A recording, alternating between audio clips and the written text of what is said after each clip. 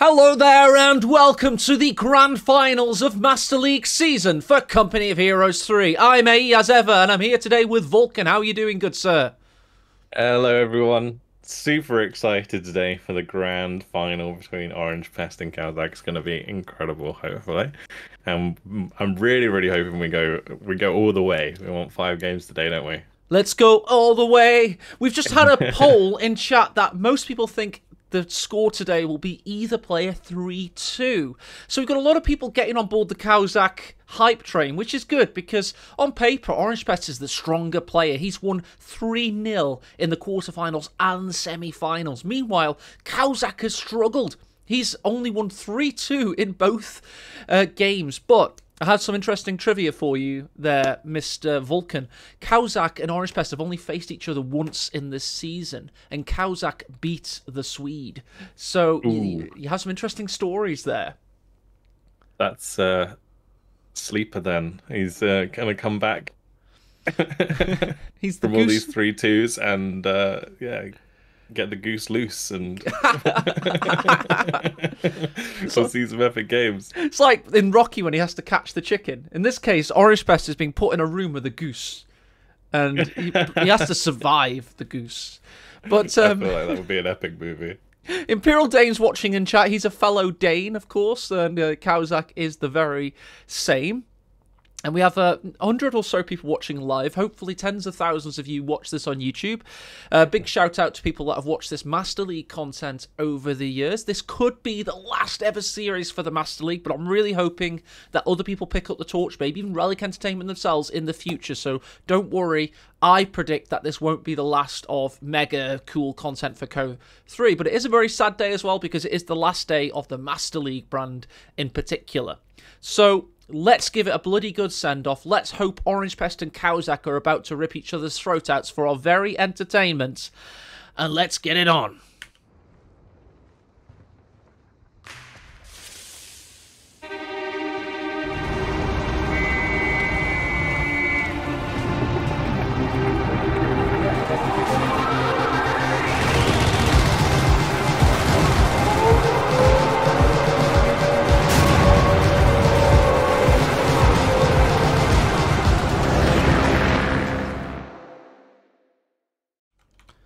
Hello there and welcome to Game 1 of this Best of 5 series where the winner walks away with $2,000 US. That's right, your ears did not deceive you. $2,000 for the winner, $900 for the runner-up. Introducing the players from Sweden, it is indeed Mr. OrangePest, playing as the mighty Wehrmacht. And who's playing from the north there, Vulcan?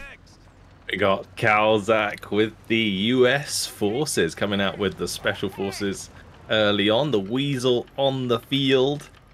Looking for that sweet 30 cal upgrade soon. We're getting a bit zoological out there, aren't we, Mr. Vulcan? Because we've got a goose pulling out the weasel. I mean, I don't know what's going on, but many things are certainly happening. It is indeed on the rework of Faymanville approach for Company of Heroes 3. This is a vetoed process. With the players vetoing the maps, I can say that games 1 and 2 will be on Faymanville. Games 3 and 4 will be on Road to Tuners, and if we get there, Game 5 will be on Crossroads. Let's analyse the players' plays, and let's predict who's going to win this Game 1. Yeah, it's going to be interesting to see how we get on. We've got OrangePest coming out already with the triple Pioneer build, plus an MG, and then we've got the Weasel Rifle Scout Squad. Probably going to just see more rifles coming out from Caosak for the time being. But an interesting triple Pioneer build is going to allow him to get some capping early on. A lot of pressure across the map. Or bad engagement here for the rifles as the MG starts to hit them hard, but an early retreat is going to save them a lot of HP. I'm trying to understand the capping orders for 3 Pios. I understood it very well on Twin Beaches. Twin Beaches spoke to me as a map ideally suited for 3 Pios. I'm very keen to see how they work on this map. A little bit shorter and stubbier, and the distribution of resources is very different to Twin Beaches. Now the Weasel, what are its strengths? What can it do, Vulcan?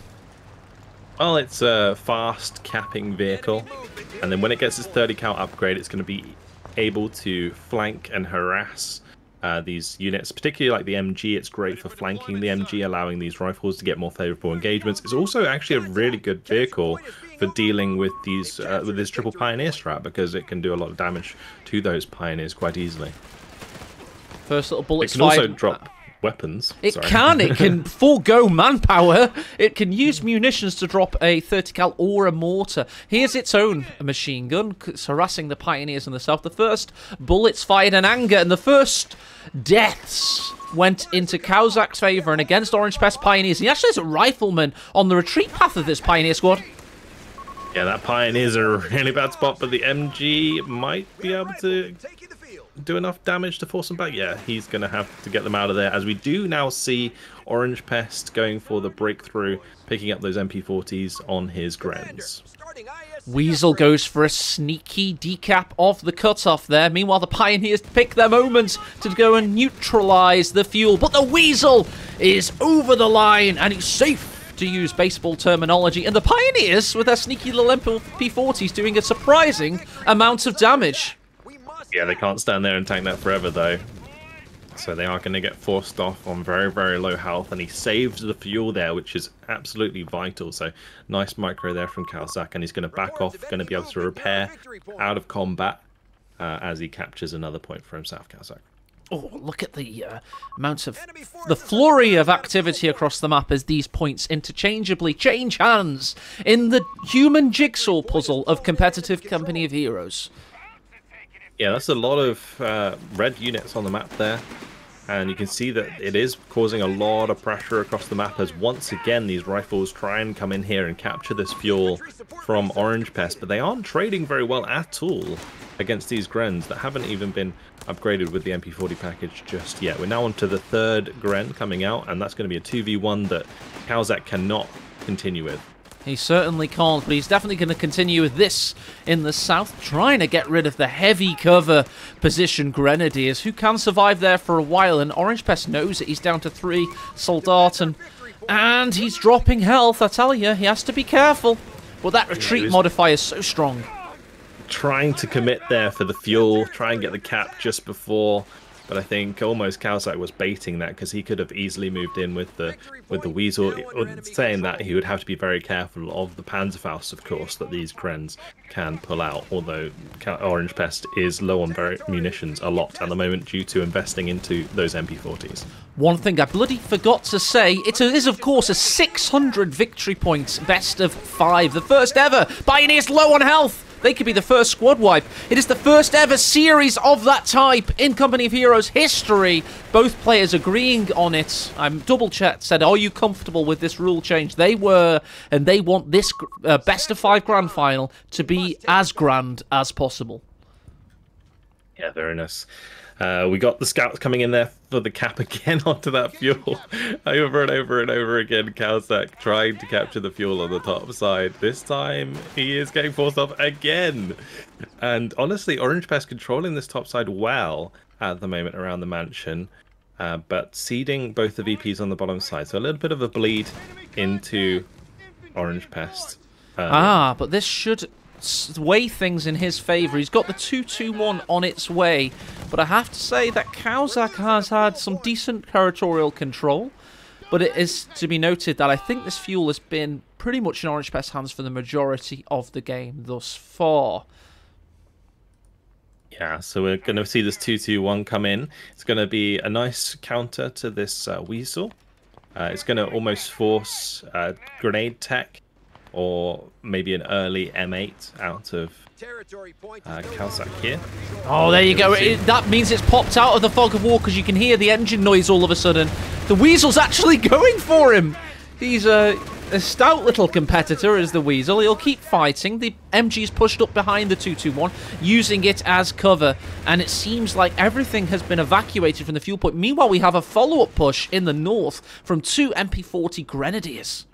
Oh, look at that base cap there onto the fuel. That's going to remove the the +10 that Caosak would have had, but he has just enough fuel to get the M8 out. So it's going to come for that 221 very, very quickly, but these rifles in a really bad spot. Oh, they are indeed. 221's going to pursue them. Where's the Greyhound at? And needs to save the day. It's a little bit far away. It's a 4-man rifleman, though. He should be safe. MG has spotted the Greyhound. That's important because the 221 has to escape. Faust has to save the day and create a barrier. Yeah, he's not going to be able to commit onto the 221, and he's allowed the Faust to go off. What? Okay, so a little bit of a micro mistake there from Caosak. There was no need for that damage really to come through, but it isn't going to be curtains for the M8 just yet. There's no real follow-up. No, it's just a stun shot, just a stun shot. Meanwhile, in the north, we've got Grens versus Rifles. We've got Grens hiding behind a latrine there and pushing further forward. That's a bit of a dodgy push. Yep. He just pushed Gren there into 3 squads that were in cover. Not fun, and the other one going to be forced off now. But a massive map position right now for OrangePest. He's got huge map control. He managed to capture all 3 VPs with that 221 coming out. We are seeing the investment into a second MG for OrangePest, so going to try and hold map control with that. But with the Greyhound on the field, I'm not convinced a second MG is the way to go. Possibly not. Definitely Caosak is now getting munitions surplus, so I'm predicting Bars next, of course, and he'll probably want to get a 57mm M1AT gun as well. And Imperial Dane in chat, who's watched more Company Heroes games than anybody else, is of course called for a Panzerbuska, and he has had a delivery of the anti-tank weapon for the 221. So an interesting development. Panzerbuska's Crouching Tiger, Hidden Dragon. Here it comes, and that M8 in a very bad position because it already lost health to that Panzerfaust, and that could make the difference here. Although the push onto the 221 from the rifles there, oh, the rifle going down to the MP40 Grens at close range. Oh, how could he let that happen? I hope he's had a warm-up today. He's bloody gonna need it. It's a $2,000 grand final, goddammit. And he just let a rifle get vaporized by the MP40s. Yeah, he was trying to, like, fake the grenade there, because I'm not sure he has grenade tech to actually kill the 221. So he moved the rifles forwards to stop the 221 from killing the M8, but sacrificed a rifle to do it, and I'm not really sure that was worth it. I tell you what, on the grandest stages, sometimes you can flub your lines, and maybe that's what we just saw happen. Maybe the nervousness of the occasion has gotten to him. Maybe he needs game 1 to settle into things. I have seen that before, and I will not discount either player should they make any mistakes in game 1. Yeah, and we've also got to kind of talk about the styles of these players a little bit as well. OrangePest very aggressive, will take advantage of these situations, and then Caosak more of one of those sort of the slower player in this situation. Not completely slow compared to like sort of Ferigi, who sort of goes for those late games, but in this case, Caosak definitely the slower player and has potential to still bring this back. That's a picturesque mine there on the northern Victory Point Garden. OrangePest is beginning to set up really well. He's got a mortar out as well. The 2 MGs, 3 Grens. And yeah, it's looking like to be a solid position for the Swede. But we do have so many victory points in this 600 victory point setup. The games are going to be 20% longer, roughly equivalent to a CoH3 pacing. Yeah, so we've now got the bar upgrade coming soon, which will sort of level the playing field between these rifles and the Grens at closer ranges. So that will help Caosak a little bit. Obviously, he's going to be a rifle down after losing that squad. But we'll have to see if he can find a way to deal with these MGs. Certainly will. Oh, there we go. We've got the Panzerbuska. We've got a Faust. We've got a dead M8 in the north there. Oh. Beautiful play, and a bit of a mistake there. What? He's thrown in the towel, he's tapped out! No! Caosak has lost game 1. Rifle wipe into M8 down, into 1-0 for OrangePest.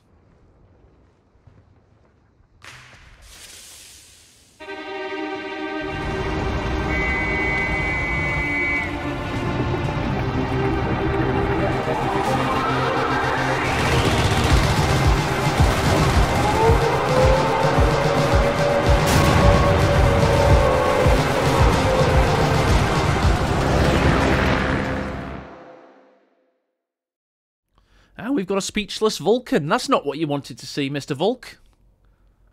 Honestly, I mean, big misplay there, allowing that to go down, and yeah, that definitely put him in a hole. Would I say that you'd want to surrender that game in a $2,000 tournament? I don't know. I mean,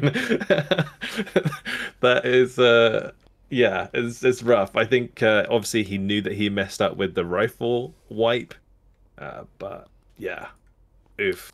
Let's hope the goose's eggs aren't all in one basket, eh? Well, he's had his feathers ruffled, but it doesn't mean he's out by any stretch of the imagination. I will just bring to your attention that it could actually be a psychological thing to do. You know, you've had a bad game one, let's just get on to game two. Let's start afresh in game two. And let's just quickly remind you of how Caosak got to this position. He beat Isildur, the reigning mega champion of the last 3 years, in the first tournament, and then, that's right, he went on to beat OrangePest in the third place playoff 2-0. So Caosak has a lot of pedigree. He may not be the highest seeded player, he's the 6th seed coming into this event, but don't count him out quite yet, I urge you, even though he had a bit of a bad game one there for certain. Yeah, no, definitely a rough start. It just needs to kind of brush off the dust a little bit and get back to form, because the semi-final we saw last week was really good. So we definitely know that he has the power to do it, but OrangePest securing a very quick game one. That's the good thing about these best of fives, though. We have a little bit of margin for error, not too much, just enough to be saying that it isn't quite over yet.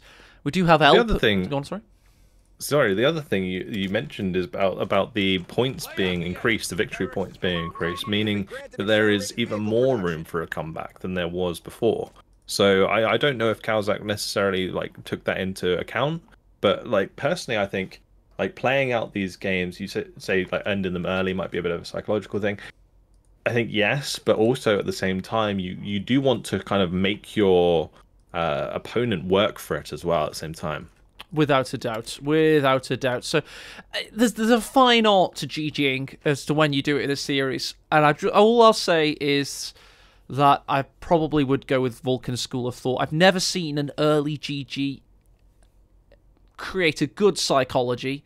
The best players always seem to battle, not to the very end, but to a bit further, just to kind of give them a psychological feel. Because don't forget, like in, I don't know if you guys ever watch sports like snooker or anything like that, where you have to build up a psychological head of steam, and also you have to practice in order to keep fresh. So he could have actually used game one to keep practicing and to warm up further, basically, and ease himself into the series.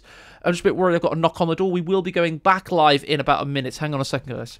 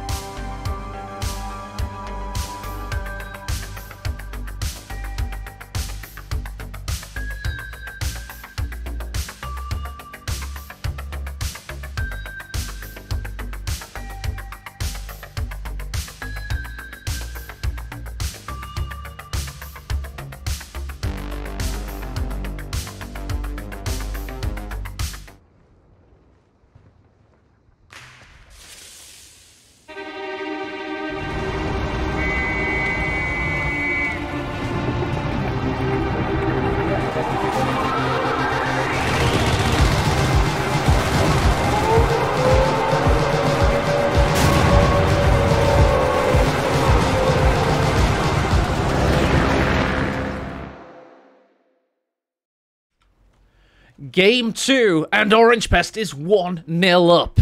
It's his turn to play USF. DAC and Brits do not exist, so please don't ask for them in the comments. I will not have fictitious faction requests. Not on my stream, not on my watch. And he is going for Armoured. He's, of course, going with the Jeep. And Caosak has to get back into the series, Vulcan. Yeah, absolutely. But he is on Wehrmacht. He does now have that option for the MP40 Grens himself. And that was another thing that I was thinking after the last series, or the last game, sorry, is that maybe he rates the MP40s pretty highly, and therefore wanted to just like get that battle group out of the way, out of the hands of OrangePest, and so now he can try and maybe use it himself. But the Jeep coming in here already and harassing the Pioneers on the top side, stopping the cap on the fuel. It's actually a really, really nice start here for OrangePest. Such an annoying strat, but it's such a valid one, and we have the Grens to come and sort things out. And I have noticed that before, Vulcan, when the players sense that a faction map dynamic is in the favour of one faction, they often feel, why am I going to fight uphill? Jeep, one bullet away from death here. He's pursuing... So close. So close, but he's going to manage to get away with it. That would have been devastating for OrangePest's early game strategy here, because that Jeep is primarily what this armoured start is all about. Yeah, but it's got self-repairs, so all the damage you've done to it, if you don't get that last bullet in, Vulcan, none of it matters. It's straight back on the field. No engineers needed. Yeah, and now it's going to be able to come in and support the push of these rifles onto the munitions. Those Grens going to keep falling back here, trying to find some heavy cover. Going to be looking into the building for that. Yep, into the Nazi mega mansion they go. This is not an Relic official map. Jeep going for the fuel now. This is 2 fuels into OrangePest's hands, in addition to the base fuel, giving him a hefty plus 30 income when he's finished the cap. Who can stop him? Yeah, this is going to be massive for like early bars, early grenade tech on the bars or on the rifles. Like all of the upgrades become so much more affordable when you have a fuel lead as US. You've also got to pay for your munitions surplus as well from the infantry support center, and you know they're a very resource-hungry faction for munitions as well, and a lot of players have actually started fighting for munitions against USF more than fuel, but as you rightly identify, you can't win, because they'll make good use of either. Right, Pioneer's a bit low there. Jeep has gotten 1 kill already, and he's about to add to it, I believe. Oh dear. This is really, really bad position for Caosak's Pioneers. This could potentially be a rundown as well. He's going to go for it. Oh. Yeah, that is a nasty wipe once again, an early wipe for Caosak, even earlier than in the previous game. These rifles, though, getting caught out by the MG. The Jeep getting low again. Good salvo, good salvo! No, he got away yet again! Meanwhile, Pioneer's low over here, but that is a pinned and now suppressed rifle, so nothing will happen there. Oh, the Jeep just keeps getting away from it, but you can't help but think that it's also a little bit of skill here from OrangePest. He's really pushing this Jeep to the limit. Yes. You can see he's going very, very deep with it, and then managing to get away with it as well. You're right to say. The best players of all time, some of which have been great users of the Jeep, and one of which is one of the designers internal to Relic, pushing for superior Jeep mobility, and may have unofficially scrimmed with one of these 2 players before the Master League Grand Final in the last few months. So, I'm starting to connect the dots out there, Vulcan. I'm starting. Look how many upgrades are coming through from OrangePest right now. There was like 3 going at the same time. This fuel is really, really coming in handy for OrangePest, and now we're just going to have to see if this flank coming in from the Gren can find the Faust. Honestly, Caosak is really wanting to get rid of this Jeep. And, if he catches OrangePest sleeping, he might be able to do it. He's not going to catch him sleeping. He's wide awake, and his Jeep is on Adderall and a various concoction of additives right now, because he's flying around the map mocking the Grenadiers. Yeah, but nice top control coming through here with the MG help. 4 Gren build for Caosak. There's a lot of Grens. Yep, and with a lot of Grens, you're going to have to hope they walk into a bar, because that's what OrangePest is going for next. Munition surplus to hit, at the same time reducing the cost to 30 apiece. His munitions currently are at 70 and counting, so he's got 4 rifles. He should be able to, 3 rifles. He should be able to fully equip all of them in pretty much unison. Just trying to think of a bar joke there for the Grens. Grens walk into a bar. Can you complete that for me? It's just a meme from back in the day. It's just then a picture of a huge American with a World War I light machine gun. MP40s coming out with very, very late here for the Grens. It looks like munitions were a little bit starved on Caosak's side as he tried to play for the fuel back on that top side. You can see that the munitions on the very mansion side haven't been even captured yet. Right, nice flare by OrangePest just to illuminate the way for a flank. We have had Caosak go for headquarters healing and infantry company veterancy. Everything is now veterancy 1, regardless of how little experience any of these units may or may not have had. Yeah, so really, really trying to double down on the Gren strat with these MP40s. Although none of these squads currently having the MP40s just yet. Oh, once again, the Jeep going deep into the lines. Decapping the fuel is going to slow down Caosak's tech so much. Yep, the Jeep going deep is pretty much the story of this game thus far, and he's gotten away with it yet again. Just being an absolute nuisance. Like a mosquito. You know the noise mosquitoes make. That's what is in Caosak's ears right now. As he hears the Jeep drive around in the back line. But, oh, these Grens getting very low. Needs to be super careful. The MG going to be forced back out of that building early. And then another Gren, thankfully, retreated in good time. I think it should be absolutely fine. Yeah, just went the right side of the house on the retreat path there, saving the day. And the Jeep, meanwhile, again, capping in the north. He's got a rifleman to cover him. This is the 4th rifle built for OrangePest. Really just quadrupling down on the build order.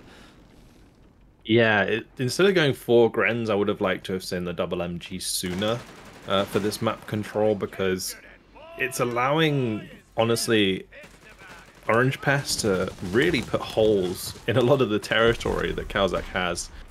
Scout upgrade is going to allow for the smoke. And this MG is going to have to move out the way of that MG. MP40 Gren's going to try their best against the bars. Look at this flank. He's around the back of the MG. However, there's always another in this goose line. Yeah, that's the beauty of having double MG, is you can cover one with the other, and then you really, really prevent a lot of these flanks, and those double PAR rifles starting to get chunked as we see a 2v1. The Scout's really not helping out too much, but now we have the M8 Scott coming in from the Armoured Battle Group. By Scott we do indeed. And there's the phosphorus instantly used, forcing the Grens away and forcing the other to reposition. That's going to leave a mark, and it's going to be a nasty one. The MG is the next unit in the Scott's itinerary, but of course he needs to be spotted for firstly. Jeep in the north capping. He's connecting all of these territories together. Yet again, he's going to have all of that fuel. And Gren's trying at close range, but they came in lower HP than the rifles. So the rifles are going to win that engagement. I would say at close range, you know, it's kind of like a 50-50 if both squads are max health. But if you come into those engagements with MP40 Grens against double BARs, with lower health, you are going to lose those engagements. So Caosak really has to manage that and not try and drain too much manpower here. OrangePest playing at championship level here. He's looking like the champions of old. The Love Nests, the Devems, the Isildurs, the Naganos. He's playing out of his skin right now. He's capping all around the map. He's using every utility of every unit. And he's looking like he's got his eyes on that big $2,000 prize. And Caosak has to really, really start playing to even keep up with him as things stand. Oh, the Jeep is close. The Jeep's very close. There's Car 98Ks. One more shot. He gets him from the top side. Finally, the Jeep is down. Yeah, that is actually a really, really important kill here, because it's going to stop a lot of this back capping that he's losing closer to his base. that he constantly has to like waste units to deal with, but this MA Scott is chunking. And the beauty of the armored battle group here, you get that easy first vet, and we saw the phosphorus already be used. That's going to be good for dislodging the MG42s. We're going to have to see how Caosak chooses to counter this armor going forwards, because there is no counters to armor yet on the map other than the Panzerfaust. And OrangePest building another unit. Yeah, OrangePest is currently going for the motor pool, and we've got grenade on the Gren. Oh, that's a big one. He needs to see that. Come on, Caosak. Yeah, you can't afford to let those grenades for free, because that is a big chunk of his manpower lost again. And you can see the economy here of Caosak is in absolute disarray. It is at the moment. He's got to start making things work. He's got his 4 grenadiers, one of which is currently in base, and he's got 2 MGs, but it just really feels like OrangePest's build has been superior, and he's got more answers to any question Caosak could possibly want to ask of him, and it's just not looking good for the Dane. Yeah, so we're now seeing the investment into the AT gun and Pioneers on the side of OrangePest, and that's going to help keep this M8 Scott healthy and provide a counter as well to any armor that comes out of Caosak. This engagement not looking good because it is bars running into green cover Grens, but MG's going to be able to help push off the officer. Yep. Well, the officer did leave him with a parting flare, giving him the mortar, pushing him back to base. Meanwhile, we've got mines coming down in the south there, so OrangePest is beginning to solidify his gains and push the boot down on Caosak's neck. Yeah, nice investment here into this engineer. OrangePest realized he had a lot of extra munitions, so wanted a tool to be able to place mines, and will be doing so now. Caosak looking for an AT gun to try and get rid of this Scott. This is causing him so much damage. Good luck with that. Already has his out. Yeah, the Scott counters its counter in that sense. It really is only tanks and stuff like this. You know, maybe even the Panzerbuska and sometimes Jaegers if they get a flank off, but the pack is fodder for the Scott if it can get that phosphorus off. It just causes it more issues. Yeah, this is really rough right now. This Scott is just sitting there getting so many free hits off. Oh, the Grens went really close, but they didn't have enough munitions for rifles low, rifles very low. He could get a wipe here, a much-needed wipe. He has another Gren coming in. Surely he can get this, and he does indeed. Rifles down, they drop the bar. The Grens pick it up, surely. But they... Oh, what a beautiful grenade, making him pay a little bit in HP there for it. But a wonderful play from Caosak to get one of those rifles down. He must have had the smoke on timeout because Alper and his furious with his compatriots there. He wanted the smoke from the Scot and he couldn't get it off to save the retreating rifleman. And indeed, now we have 4 grenadiers, one of which with a Browning automatic. Yeah, that is a nice upgrade for that Gren squad, as it's going to improve its power both at range and close range. It's actually going to probably allow it to outclass the rifles now at any range. This is a bit of a big mistake here for OrangePest. Maybe it allows a little bit of room back for Caosak in this game, because so far this M8 Scott has been so dominant, but really nice flank there from the Grens allowing that kill. Well, the person with squad wipes at the moment, recently at least. Oh, and what's OrangePest doing? Eating an assault grenade! This is like something from one of my games. Oh, both Scout's about to go down! Grenades. Scout down as well! Nerves are kicking in for the Swede all of a sudden. This is the grand final, or is this a fake replay? Is this your replay, Vulcan? I sent it in to make things a bit more exciting, but no. Caosak and OrangePest here really starting to make a show for us. This is lovely to see Caosak making a bit of a comeback here in what was a really difficult start for him. Now, fire position going through the hedge, not quite finding the connection. M8 Scott okay for the time being. Thought a Faust was coming in, that was what the camera angle was for, but apparently not. And Caosak is on the fight back. This map is beginning to become red once again. Yeah, and the nice thing is now he has the double MG on the map, which came really late. It's going to be able to, you know, stop a lot of the cap back. Also, the Jeep's not here. We got to remember that got killed off, so that's stopping a lot of these extra caps that OrangePest would get. But he's got to move away from this phosphorus. White phosphorus, indeed. He did get some excellent suppression off, getting to the rifleman before they could flank him. But indeed, the white phosphorus was there to force him off regardless. Now we've got a lot of territories in jeopardy, but the cutoff was saved there, keeping Caosak's fuel online. Talking of which, she does have a hefty 157 income, so we're going to want to see the Panzer Company very shortly. Yeah, he's going to be delaying for the Panzer Company and then have the Panzer IV as soon as possible to accompany both of these Pack 40s. OrangePest really hasn't developed his lead much. I think he's saving here for the EZ8 as he now goes past 600 manpower, but the engineer's getting very low. Not still low. See a wipe surely. No, that would have been 3 in as many minutes. That would have been a lot to say this at least. Victory point wise, do we even have to think about them? I suppose we do, actually. Caosak down to 340, almost half of his count from the original 600 for this best of 5 series. Yeah, second AT gun being invested in. I think OrangePest here, he's kind of smelling the Panzer IV timing.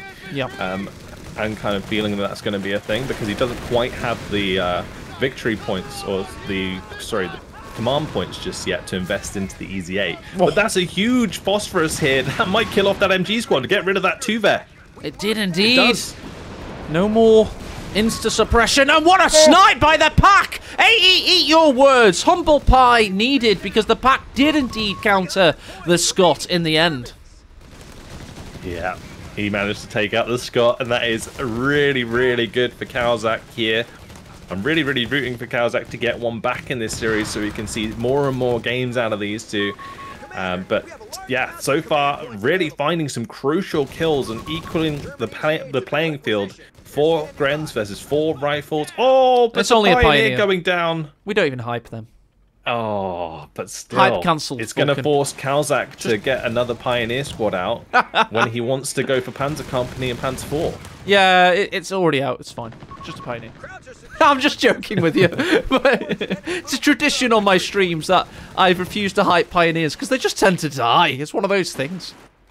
Still going to delay the Panzer IV. I suppose so. I suppose so. And we should be seeing that very, very shortly. That's the Panzer Grenadier Company. He still hasn't built the tier structure. Is he going straight for Tiger? Surely not. And you go straight for Tiger without getting T4? We need chat. Vulcan and I are okay casters. Yes, you can. I knew I was right. Thank you, Nubius Nath. Nubius Nath with the save. There you go. It probably is then. It probably is. But he is going to have to need that manpower that he just used on those Pioneers. So regardless, it's still going to delay the armor coming out. But with the M8 Scott out of the way, it gives so much more control to these MGs. Yes, it certainly does. It was actually part of my preparation stream. I got people in chat to quiz me with CoH3 knowledge in preparation for casting these games, and that was one of the questions. So thanks to whoever asked me that question. He just walks through the assault grenades this time, and of course pours it on that poor Grenadier. Meanwhile, oh, he's setting a grenade in the north on the munitions pier, but he's going to be okay. There's another Gren to protect him on the retreat path. Yeah, this micro, though, coming in strong here from OrangePest. He actually delayed this EZ8 a little bit because he was so focused on the micro. And MG forced back there by the officer. But the EZ8 is now on the field, and that is going to put more pressure onto these MGs until we see the Tiger. Look at those sharp angles. Such a beautiful, beautiful tank, the EZ8. Slightly larger turret and the 76mm cannon. Let's go. Yeah, it's coming straight in here to get rid of this MG so those Pioneers can get the cap onto the fuel. And rightfully, he's going to be retreating immediately, so he doesn't get a couple of models taken out of the MG squad. Right, the assault engineers have gone straight for flamethrower, of course. 4-man rifles have to be careful here. Going behind heavy cover. They're up against Grenadiers utilising the weapon of their fallen comrades. And there's an assault grenade volley on retreat. Oh, it eats the rifles up. There's 2 men remaining. They could get eaten up alive here. Grenade to the rescue, perhaps. So close. Oh. The bar there allowing for so much damage at range as well. It makes a big difference for those Grens to have bars. And that second rifle squad can't stand there in 2v1, so that is going to be forced off as well. It's a weapon for every occasion, Vulcan. They're a 1-man army now. And we have, it is indeed Scott the Second is on the field. Let's see how this one does. Yeah, he's almost forced to replace that because he can't really do anything about these MGs otherwise, because there's double pack already on the field for Caosak. So these M8s can't really easily push into the MGs without taking 3 damage, and you can see there 2 shots already coming through onto the Easy 8. Yeah. I tell you what, they're going to try and zone them out. It's a good map for double pack play. It is, of course, a CoH3 vintage map. And double packs were the flavour of the tournament scene for the last several years. Let's see if the phosphorus can keep them honest. He's got to be careful though. He doesn't want to get run down by these rifles. If he loses packs that far up in the map, he is very unlikely to get them back with the combination of forces that OrangePest has on the field. Right, we've got mines being laid, got Captain pushing to the munitions in the south. OrangePest has began to get through his losses. We have actually had, it is indeed now the Panzer Company being built, so Caosak isn't going to stall all the way to Tiger. Doesn't look like he could get the command points in a sooner time as he wanted. Yeah, so now I think the Easy 8 coming out already has kind of like forced him into the Panzer Company. Also, we saw the Scott be invested in, so that could also be another reason that Caosak decided to go for the Panzer IVs, because it wasn't like a second Easy 8, it was just an M8 Scott. So the Panzer IV in this case going to be a little bit better value. There it is, yet again. Shot coming through from the white phosphorus right on target. Beautiful. I just want to point out Elpern's comments in chat. It's something that was in the back of my mind. Is going for the Panzer IV actually a good manoeuvre? I mean, he can't be that far away from the Tiger, surely. And isn't this... I suppose he's still got enough manpower. Well, I don't know. Not after the Panzer IV. It really depends. Like, if he goes like double P4, right? That would be fine. But honestly, the Tiger is surely the better bet right now. He's still going to go for Tiger. He's also going to go for a Panzer IV. It's whether the henchman for the Tiger comes out before the Tiger or after the Tiger. You know what I mean? I think this is going to be a bodyguard for the Tiger. It's going to be a peripheral unit. He's just trying to get his timing right. That is me. Oh, nice predictive assault grenades there. Ooh, that looked like it should have done a bit more damage. But the rifle on the cutoff. The Grens are trying to get back to base, but they might not make it. This is the Bard Gren. 3 vet. Oh, no. They're going to go down. There we go, pouring it on him on retreat. There's this little LOS blocker. OrangePest making great use of it there, popping out from behind it to get the kill. And Caosak. Big boys on the field. Oh, he is indeed. Hark, hear the rumble of thunder. Wanton death and destruction is near. And I'm sure OrangePest is experiencing just a little bit of fear right now, because the Tiger's 88mm cannon is going to start vaporizing any unit that dares attack the center. This Tiger has a lot of work to do, because the victory points here getting very, very low for Caosak, and this MG not in a good position on retreat. Got away with the slimmest amount of health, but the Tiger getting plenty of damage in return, forcing the retreat of the rifles. Just creating a no-fly zone in the center, basically. And we have to now ask ourselves, is the rest of Caosak's army good enough to get 1 victory point? I'd probably say he probably should have kept all 4 Grens alive, but he still has a decent-sized army. He's got 2 MGs, 3 Grenadiers. One Pioneer only.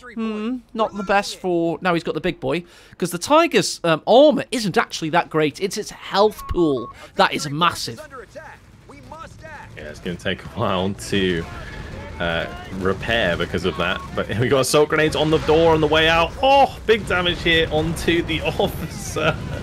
Is he going to be able to finish it off? Oh, he got stuck up on the Sherman, and he does indeed die. The Sherman with the assist for the Wehrmacht there. Can the Grenadiers get away with their lethal crimes? It certainly looks like it with that 25% received damage bonus in effect on retreat.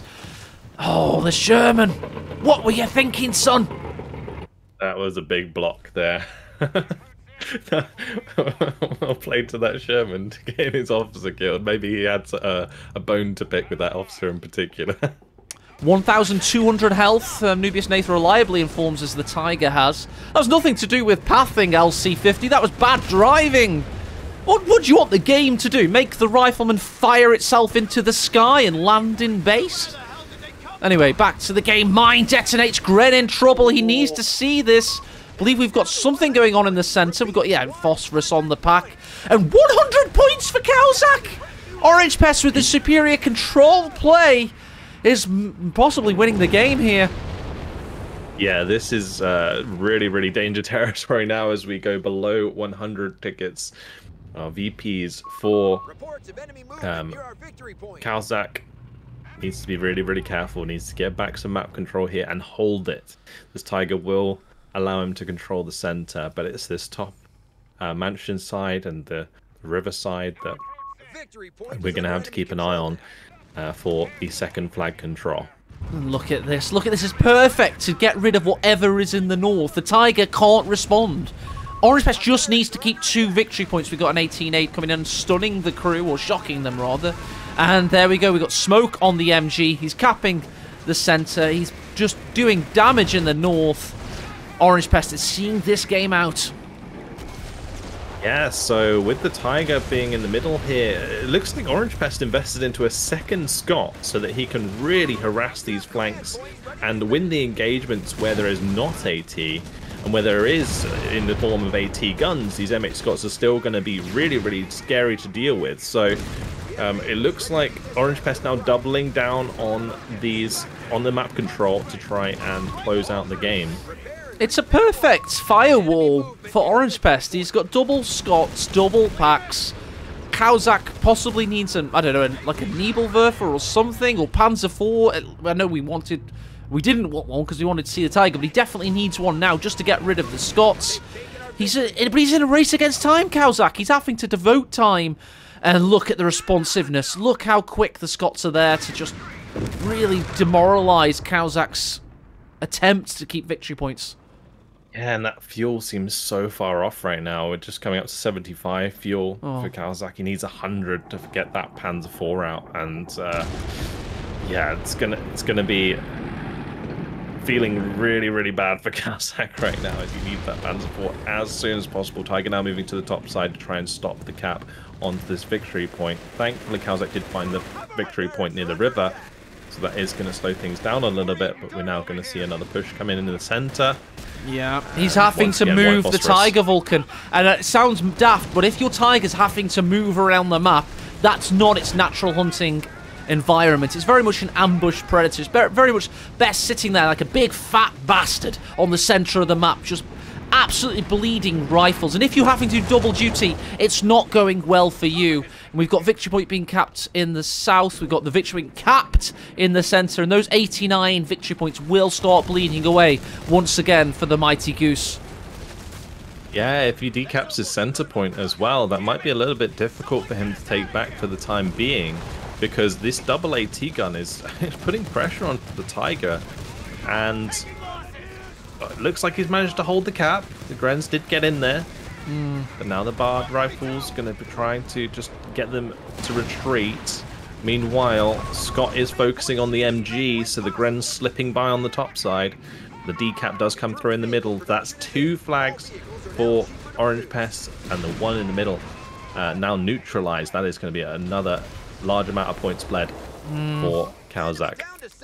Basically, OrangePest hasn't just countered Caosak. He's countered Alper. He's countered the casters. He's countered chat.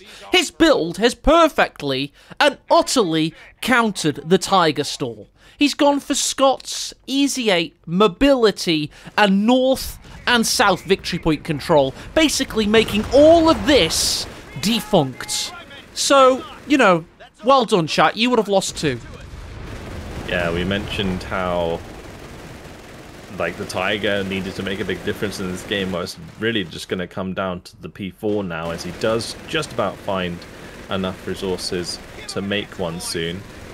We've got another tank being built out of OrangePest. It's a tank depot. Tank depot. You love that! That happens every time. Every time. It's a good job the headquarters doesn't have to be built, because at the start of the game you'd be like, oh, he's what is he going for here? Some kind of flag building. Right, okay. Incredible. Here we go. Oh, can he get the Faust off to kill this Scott? Yes, he can! Scott down! The comeback is on! Get your dream back alive, lads! Yeah, and the people are currently being built, so if he can delay, not lose these 35 points, he is desperate right now. This Gren moving in to the fire of the M8 and the rifles, not looking good. The Tiger going to have to move topside to try and push off those units and find the cap here, but this is incredibly desperate right now. P4 will take up the position in the mid that the Tiger is leaving, so that the cap can come through here for these pioneers. Just like a Company of Heroes fan trying to find the perfect wording to describe PC gaming hobby on their Tinder bio, Caosak is incredibly desperate right now. Oh, beautiful, beautiful, eh? It's not looking good. Well, he's down to 22 victory points. OrangePest is still at 418. He has, however, neutralised the north. The Tiger's sitting there. He's now got to keep the centre. He's got to hold somehow, some way. This is going to be a hell of a long game if we're going to see a comeback, because there is 418 victory points left for OrangePest. He is sitting on a hefty amount. Panzer IV needs to be careful. Bounces. The AT gun was that. Nicely done. Yeah, he's done well there. Now it's easy 8. The natural counter for a lowly Panzer IV. And it's outmatching it in the north. Meanwhile, Tiger's facing the wrong way in the centre. We've had smoke down on that victory point from the remaining Scot. We've got a resurgent infantry army for OrangePest launching themselves forward to the central positions.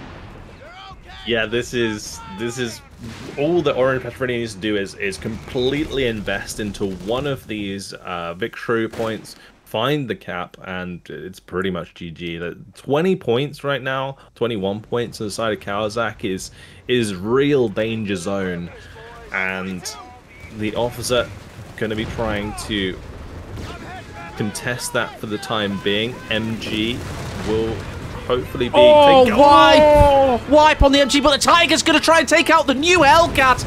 Brand new shiny Hellcat. Tiger's surging into battle, but misses with the attack ground. Gets a shocked crew. There is an M1AT gun watching on, and he's bouncing armor for days. Meanwhile, we've got to keep an eye on the victory point situation. As soon as this Vet 3 rifle dies, we're going north to the very important victory point cap, which could be the end for Caosak, as the assault engineers are taking advantage of the bedlam and the mayhem to cap up there. The Easy 8 Sherman's going to absolutely confirm the game win. He's going to reverse towards the north, and OrangePest is going to dab on us. Caosak sees the danger, Vulcan. He's going north himself.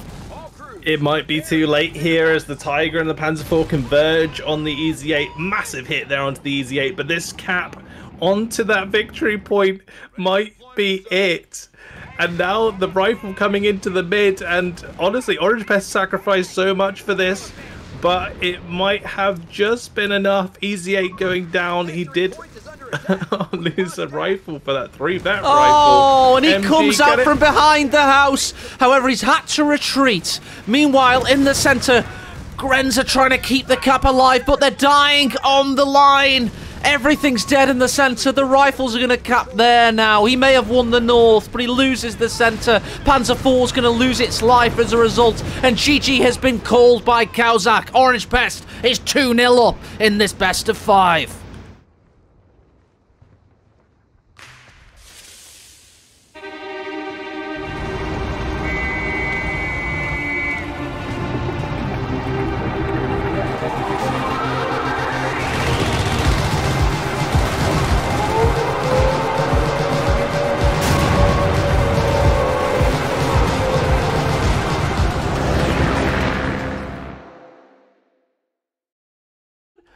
Oh my god.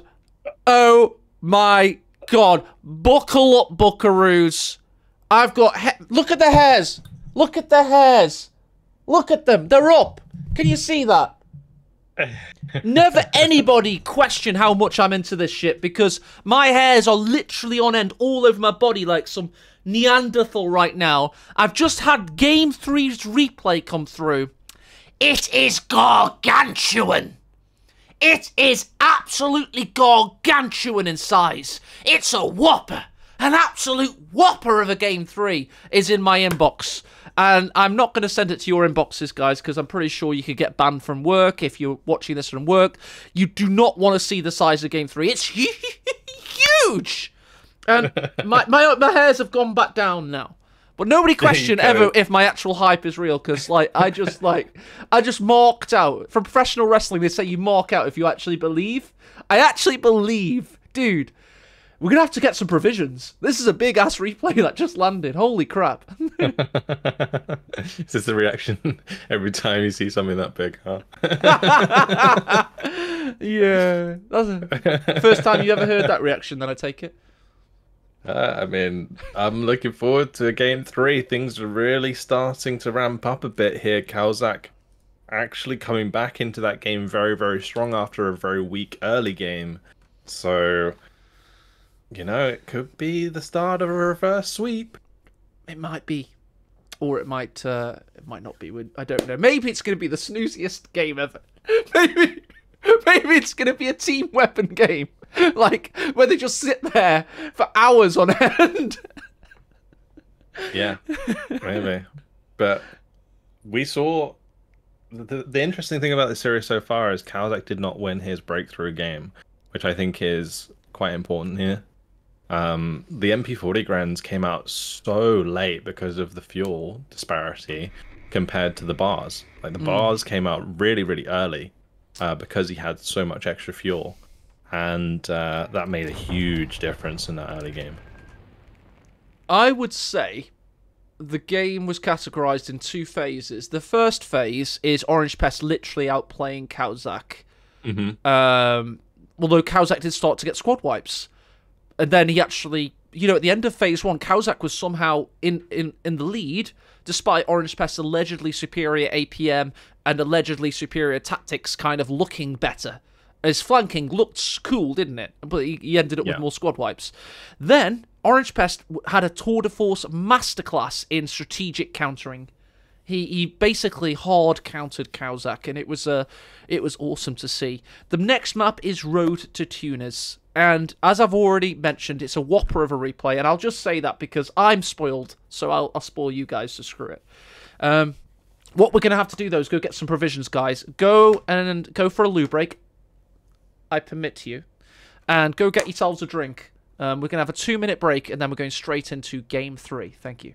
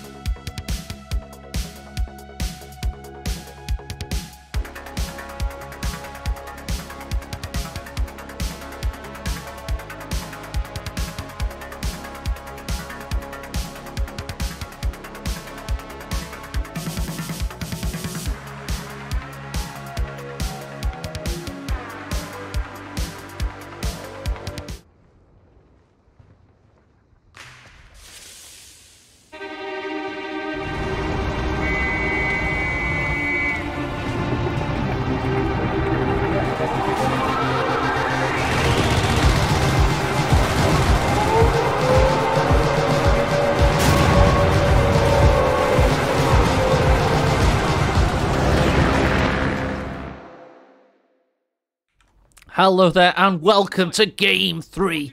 Welcome to Caosak's British Forces, everybody. Come on, chat, I want to see you light up. Light up as Caosak tries to do an L-Pern and he goes full on, pants on head, Brits on Road to Tunis. Yeah, and we of course have OrangePest on Wehrmacht. And he's going to be going for 2 Pyos and the MG. He actually cancelled the 3rd Pyo, which I think is probably indicative of this matchup, because ultimately field engineers on the side of the Brits are going to really put a lot of damage into those pioneers. They are a straight up counter, one versus one. So he needs to be careful. Great call, MG Vulcan. Early as well from a Caosak. great call by Vulcan there. The Royal Engineers are such an interesting matchup. They're almost like mini Stern Pioneers from Company of Heroes 2 in that they are that damn good. But of course the reinforcement costs, etc., is a bit more difficult to replace them unless you get the ability that does that, which is Engineer Detachment reduces the deployment and reinforcement cost by 25%. So we could actually be seeing that. But we all know where this is going, Vulcan, don't we? Yeah, Crusader AA is the play here. Get the early 5 control point or command point, sorry, and then just pile out those Crusader AAs until you unlock Churchill, and then you move into that late game. So these Crusader AAs, they really got to hit the mark, and the timing has got to be good here, and he's got to have good fuel control. That is the most important part about this matchup. It should be noted, of course, that OrangePest now has one hand on the proverbial trophy. He is 1 game away from winning $2,000 and being the de facto world champion of Company of Heroes for 2023. Joining the illustrious likes of, in chronological order, working backwards, Nagano the last year, Isilda the year prior, Love Nest the year prior to that, Talisman the year prior to that. We could go back further and further and further, but indeed OrangePest finally has his opportunity to join that elite list of world champion players. Yeah, but we can't discount Caosak. He has been a spoiler so far in this in the finals so far. So we'll have to see if maybe the Brits can come out here and defeat what has been very strong Wehrmacht in this tournament. It certainly has been. The Brits are very good on this map. It's a very good map to absolutely cascade and converge on your opponent with multiple Crusader anti-air tanks, as we've seen Alpen do. Here we go. We've got a pin attempt from OrangePest. He's coming in with all of his units, and he's looking, of course, for these cutoffs. Let's see if he can make it work. The field engineers transforming their Power Ranger style into one unit, but here we have the MG engaging the Pioneers, but those Pioneers have got their flamethrower, and that is going to force that MG to pull a bit of range. The high ground flamethrower is going to hurt a lot. And also this will help the recce sections using the base howitzer to obliterate this building. MG just decided to get into it for a second. I'm not sure about that, OrangePest. We are going for the Panzer Grenadier Company in base for OrangePest. Indicative of possibly Stugs in the future. Yeah, nice buff here to the British MG, is allowing it to do a ton of damage so far onto these squads, forcing a lot of stuff back.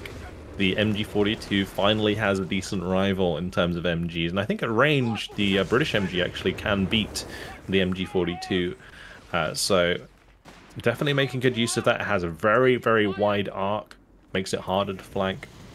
But here we have the field engineers pushing hard onto the Pioneers. The Pioneers be very careful. He doesn't want to lose that flamethrower early, and rightly backs off. Using the Jaeger Panzer, Falchion Pioneers. There's so many pre-downs and post-downs and all sorts for these Wehrmacht units in CoH3. But indeed, he's using the vision of one to look out for the other, so he could use attack ground through the wall. Yeah, we're seeing the fuel here being attacked on the close base fuel under a little bit of threat. Oh, when we see a strafe We do. It was in the north. Yeah, it was, and pushing away the MG there. And it looks like we've got a bit of a stalemate emerging, but it is Caosak that has opened up an early fuel lead, being able to cap both the north and the south. Yeah, the beautiful thing about Brits right now is those engineers do allow them to get really nice early map control, particularly against Wehrmacht, because as we already talked about, they do counter the pioneers. So it's going to be up to the MG here in the center to kind of allow the Falchion Pioneers to get a little bit around. He's trying to barbed wire off the sandbags there so that he removes that cover from Caosak, but does leave those with a lot less health. As when they're building, they do take extra damage. Fahrzeug, Jäger, Panzer, Falchion Pioneer Krads doing great work there, really denying the sandbags from this point onwards. Grenadiers pushing up from the northern direction. Royal Engineers backing away. They do have their Welsh compatriots ready to push from behind the concrete wall. We're seeing a 4 rifle section build here from Caosak. There's a lot of rifle sections, 2 of them already having the Lee Enfield, scoped Lee Enfields, which really are effective at range. Even at close range, they can do a decent amount of damage. Will certainly put the pain onto Grens early on, onto these Falchion Pioneers. But is that Stugtech coming through? Yes, indeed, it will be Stugtech. It's a great map for Stugs. Of course, OrangePest will be looking to utilise the little infantry assault guns turned tank destroyers in this game. Yeah, so MG going to force off the rifles in the mid. Dropping hot with the Falchion Jägers, probably, is it? No, no more. Yes, indeed, it is Falchion Jägers dropping. Very, very powerful units, but they do cost a lot to reinforce. 40 manpower a pop. And it's... yeah. They don't match up very well to the rifle sections until they get vet either. So he's going to have to be a little bit careful, try and get some damage with them early on. They do look very cool, though. That's for sure. They certainly do, with those Falchion Jäger Gewehr 42s. And yeah, it's a race against time to vet up. That's how the top level players see it. And you have to really babysit the Falchion Jägers and do a lot of ambush fires in order to really get the most out of them whilst they're... Oh, I'm liking a little bit of micro there out of Caosak. If you time the reloads properly on those rifles, you can really kite well with them and manages to get a nice amount of damage onto the Grens in the middle. Those Falchion Jäger are going to suffer at range, and there goes a model already. That's 40 manpower. Is he dropping another Falchion Jäger behind the MG? Looks likely. Oh, and a strafe here as well, but the strafe does nothing. What? Yeah, he was in a crater. Like slightly off target. Let's just say he was in a crater, I suppose. Or was it a dodge? What are we saying, guys? A dodge? Well, the Falchion Jäger is getting pretty low on health here. Can these rifles find any more models before backing off? On the top side, they were forced off, but the fuel economy here for OrangePest is in an absolute hole. Not looking great, and it's looking very, very good for Caosak, and that means he's going to be going on a crusade very shortly. Oh, he can't commit too badly here with the flamethrower. He doesn't want to lose that, and the Falchion Jäger getting forced off as well, as the rifle section holds their ground in that building. They do. Fuel was not denied in the center here, thanks to this MG firing through the gully between those rocks.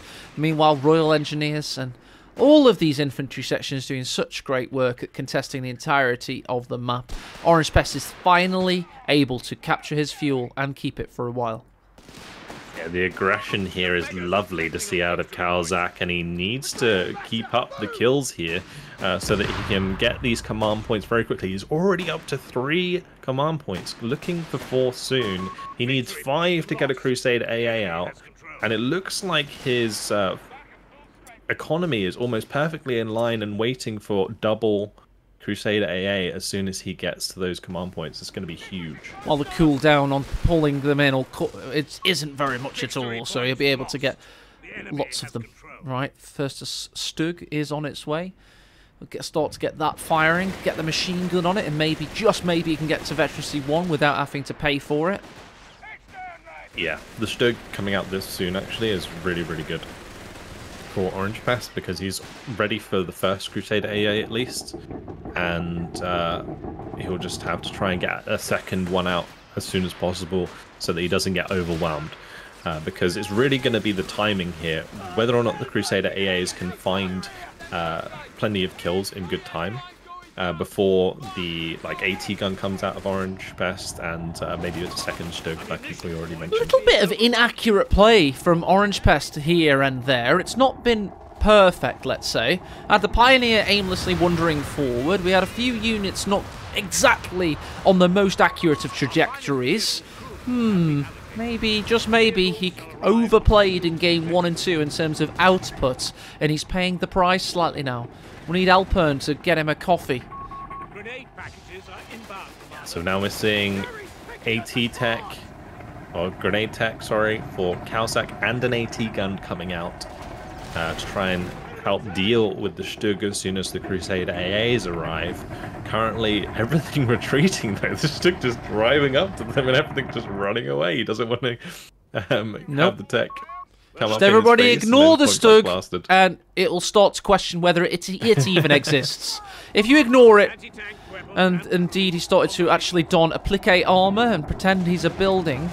But it should be noted, by the way, Breach has been used here, and it's doesn't even need to continue using it because the unit's no longer there. But I was about to note that Caosak has a hefty kill to death ratio in this game. He's at 23 kills to 14 losses. Yeah. A lot of that is Pioneers though, from the early game. So I think things will stabilize a little bit here for the time being with the Stug in play. It definitely is helping a lot, but rifles now having AT grenades is going to be a little bit scary for the Stug, particularly if it does go for a point-blank last play once it gets its veterancy. All double rifles here. Needs to be very careful. Surprised I didn't do more damage to the Pioneers. And almost there with the CPs. Yep. OrangePest now getting really solidifying his position, using the Stug to kind of bully units around and create enough pressure to exert himself back onto the map. We've got Fallschirmjägers being forced off. Don't want to lose too many of those bad boys. They do cost a lot. Yeah. Slowly creeping. We do have enough in the tank for the 2 Crusader AAs. That is the 3rd Fallschirmjäger on the field. That is a huge manpower drain. He's on only plus 209 manpower now. Is that a misplay? Does anybody know? Is that a misplay in terms of strategic build? Because it feels like one. He's up against Crusader AAs, isn't he? He can't Faust them to death. It's going to delay a second Stug or an AT gun massively. Oh, and here's the first. Here's the first. The pyramid of Road to Tunis with this blocky death head. A little bit like Silent Hill, if you remember the pyramid head from that. That's Crusader AA for you. He's a nemesis.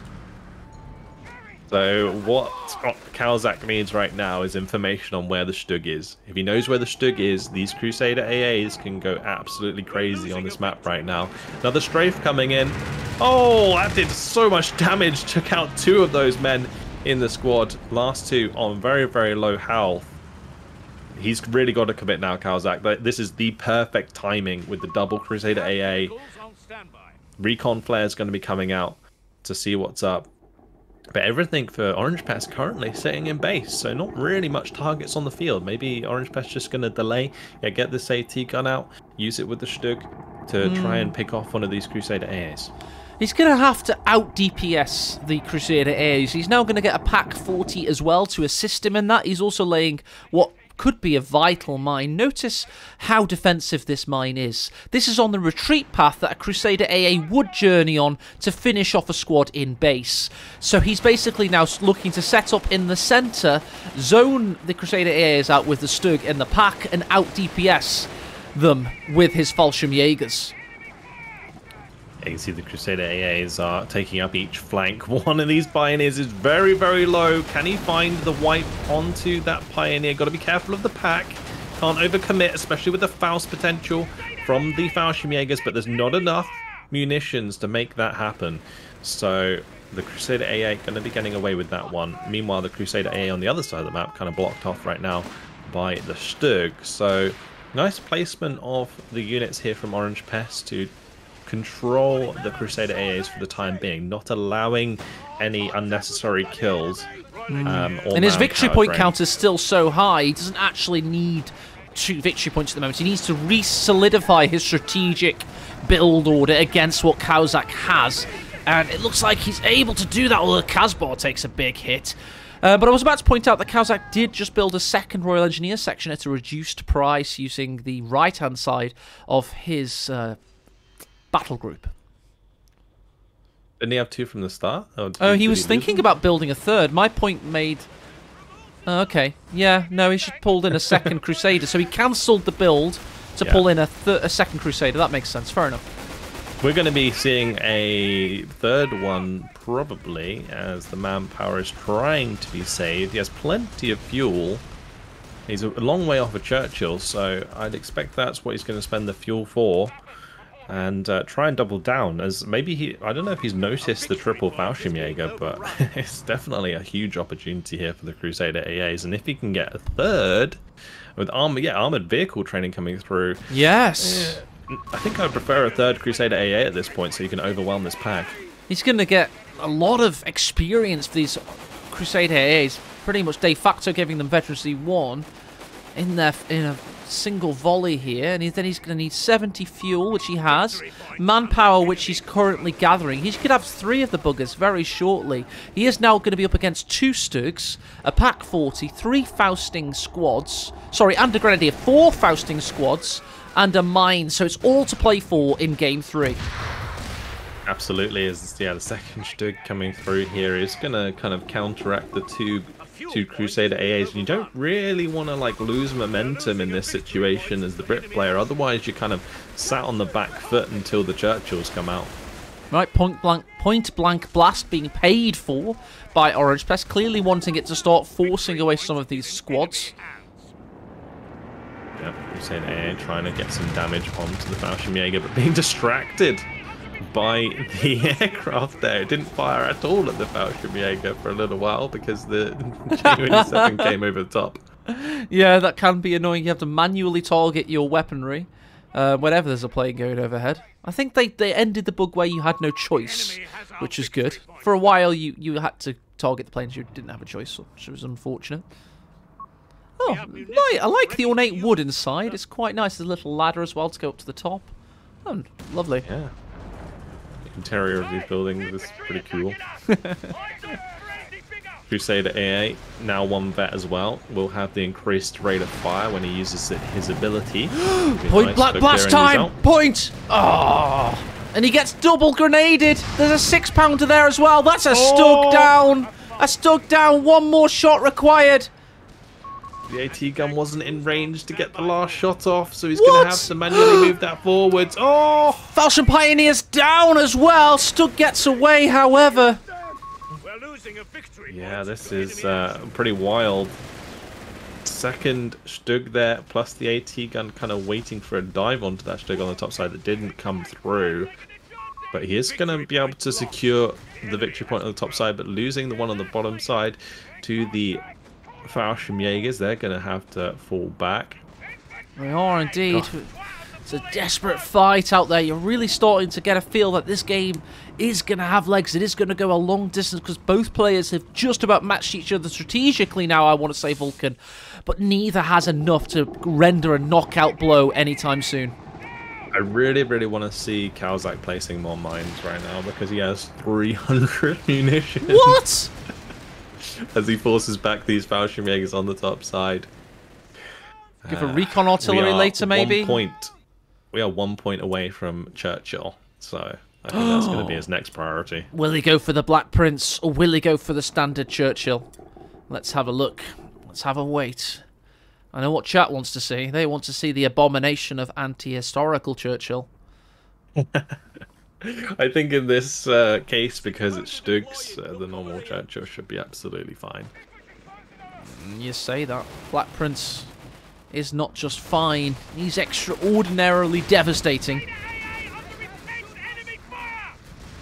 On the AT gun, getting an easy shot there onto the Crusader AA. That is going to force it back. Remove the support here from this rifle section, meaning the rifle section also has to bail from that engagement. This mid building here, garrisoned by the rifles, has been really scary for OrangePest units in this game. As multiple Grens go down, strafe ineffective. Again, this time yeah. around does force back the units though. It does force the retreat, so that certainly does. No follow up here from OrangePest. Vet 2 on this Crusader AA now. I wonder how many kills he has. Let's have a quick check. He's got 6 infantry kills, chilling. Just getting good worth for himself. How we do have a rear hit. This one's facing the wrong way. Stug comes to make him pay. Pat gets the kill. That is a big mistake from Caosak. And it looks like so far he's saving the CPs for the Black Prince. He's up to 5. Oh dear. I don't think the Black Prince is necessarily needed in this matchup. He's already had... We're obviously playing against the Fallschirmjäger Luftwaffe battle group, so there's no like Panthers to worry about late game. There's no Tiger to worry about late game. So the Churchill, the normal Churchill, should be absolutely fine and actually more cost efficient in this scenario. But then again, Black Prince, there's no counter for it. Did you actually watch the Relic developer diary about the Black Prince Vulcan? Originally, they were planning to release the Black Prince as actually a mecha Churchill. Basically, an automatron with Gatling cannons for arms. Like, it was basically the exact same proportions as Churchill. Do you know where he's wearing the jumpsuit and he used to go around the soldiers and he looked like a giant baby? It was a metal version of that. So, just be thankful, chat, that it is indeed the Black Prince and not Mecha Churchill. Maybe you want Mecha Churchill, I don't know. Maybe that's what you want. Mecha Churchill would have been pretty cool, to be honest. I'm not going to lie. Okay, there we go. Mecha Churchill. I'm going to write a letter to Relic to ask them to put it back in the game. Fair enough. There we go. Right, we've got AA Crusader didn't get Fausted. Fallschirmjägers now have a tricky retreat path past Scopely Enfields. But here comes another Stug. He's coming in deep for him. He does suffer 1 nade. We've got another. That's a decent strafe, but the 6 pounds are still alive. Yeah, he's diving straight past these AT guns. The AT guns can't get into a good position. The Crusader AA has stopped falling back, and a bit of a miss micro there from Caosak, not getting the Crusader AA out of there, but he is going to lose a Stug for it, OrangePest. One of the 6 pounders is down now, surely. No, they're both still alive. However, the crucial one is now down. Stug gets the other. There's a big push from OrangePest. He's got the infantry to follow up. He's got the Pack 40s to follow up. He's taking out the weaponry. Royal Engineers recoups one of the 6 pounders. Yes, we've got a cruise shock on the Pack 40. Ambles forward. He wants to blast him. But he gets another 18 aid. Engine damage. This time he's a sitting duck. This is potential massive overcommitment here for OrangePest. If you lose both of these Stugs, as the Black Prince come... Oh, actually, sorry, it's not the Black Prince. He did end up going for... Oh, it is the Black Prince. It is indeed! The Prince is here! F your historical narrative! He's piloted by Mecha Churchill. He's built in the Andes, in a secret project in South America. That's right, goddammit, that Black Prince is here, and OrangePest is gonna cower in fear. He's pushed too far, he dug too deep, and now the Black Prince is gonna reap his just reward. Yeah, this is huge. The double Stug dying, and now the Black Prince absolutely decimating that MG. Can it kill it off on retreat? Come on, keep going, keep going. There you go. Look how big its cannon is! It in no way suits the turret, it's just too damn big! He doesn't know he wasn't meant to be. It's like one of those mutant dogs, like those huge pit bulls you get on council estates, Vulcan. He doesn't know he looks like this! But what he is a weapon. An absolute weapon. Genetically altered to savage children. I mean, to devastate OrangePest's armies. OrangePest now investing in a 3rd AT gun to deal with this monstrosity as the field engineers move forwards and try and stop this fuel. OrangePest having nowhere near enough manpower to build any armor though. It's going to need 3 packs. OrangePest basically thought he had this game. He made a massive push. And now one click of a button. And to be fair, a lot of resources. 690 manpower, 180 fuel. Caosak is back, baby. He's pushed OrangePest all the way back to base. We're now relying on 3 pack 40s in order to just keep the Black Prince honest. This game has had an Uno reverse sweep.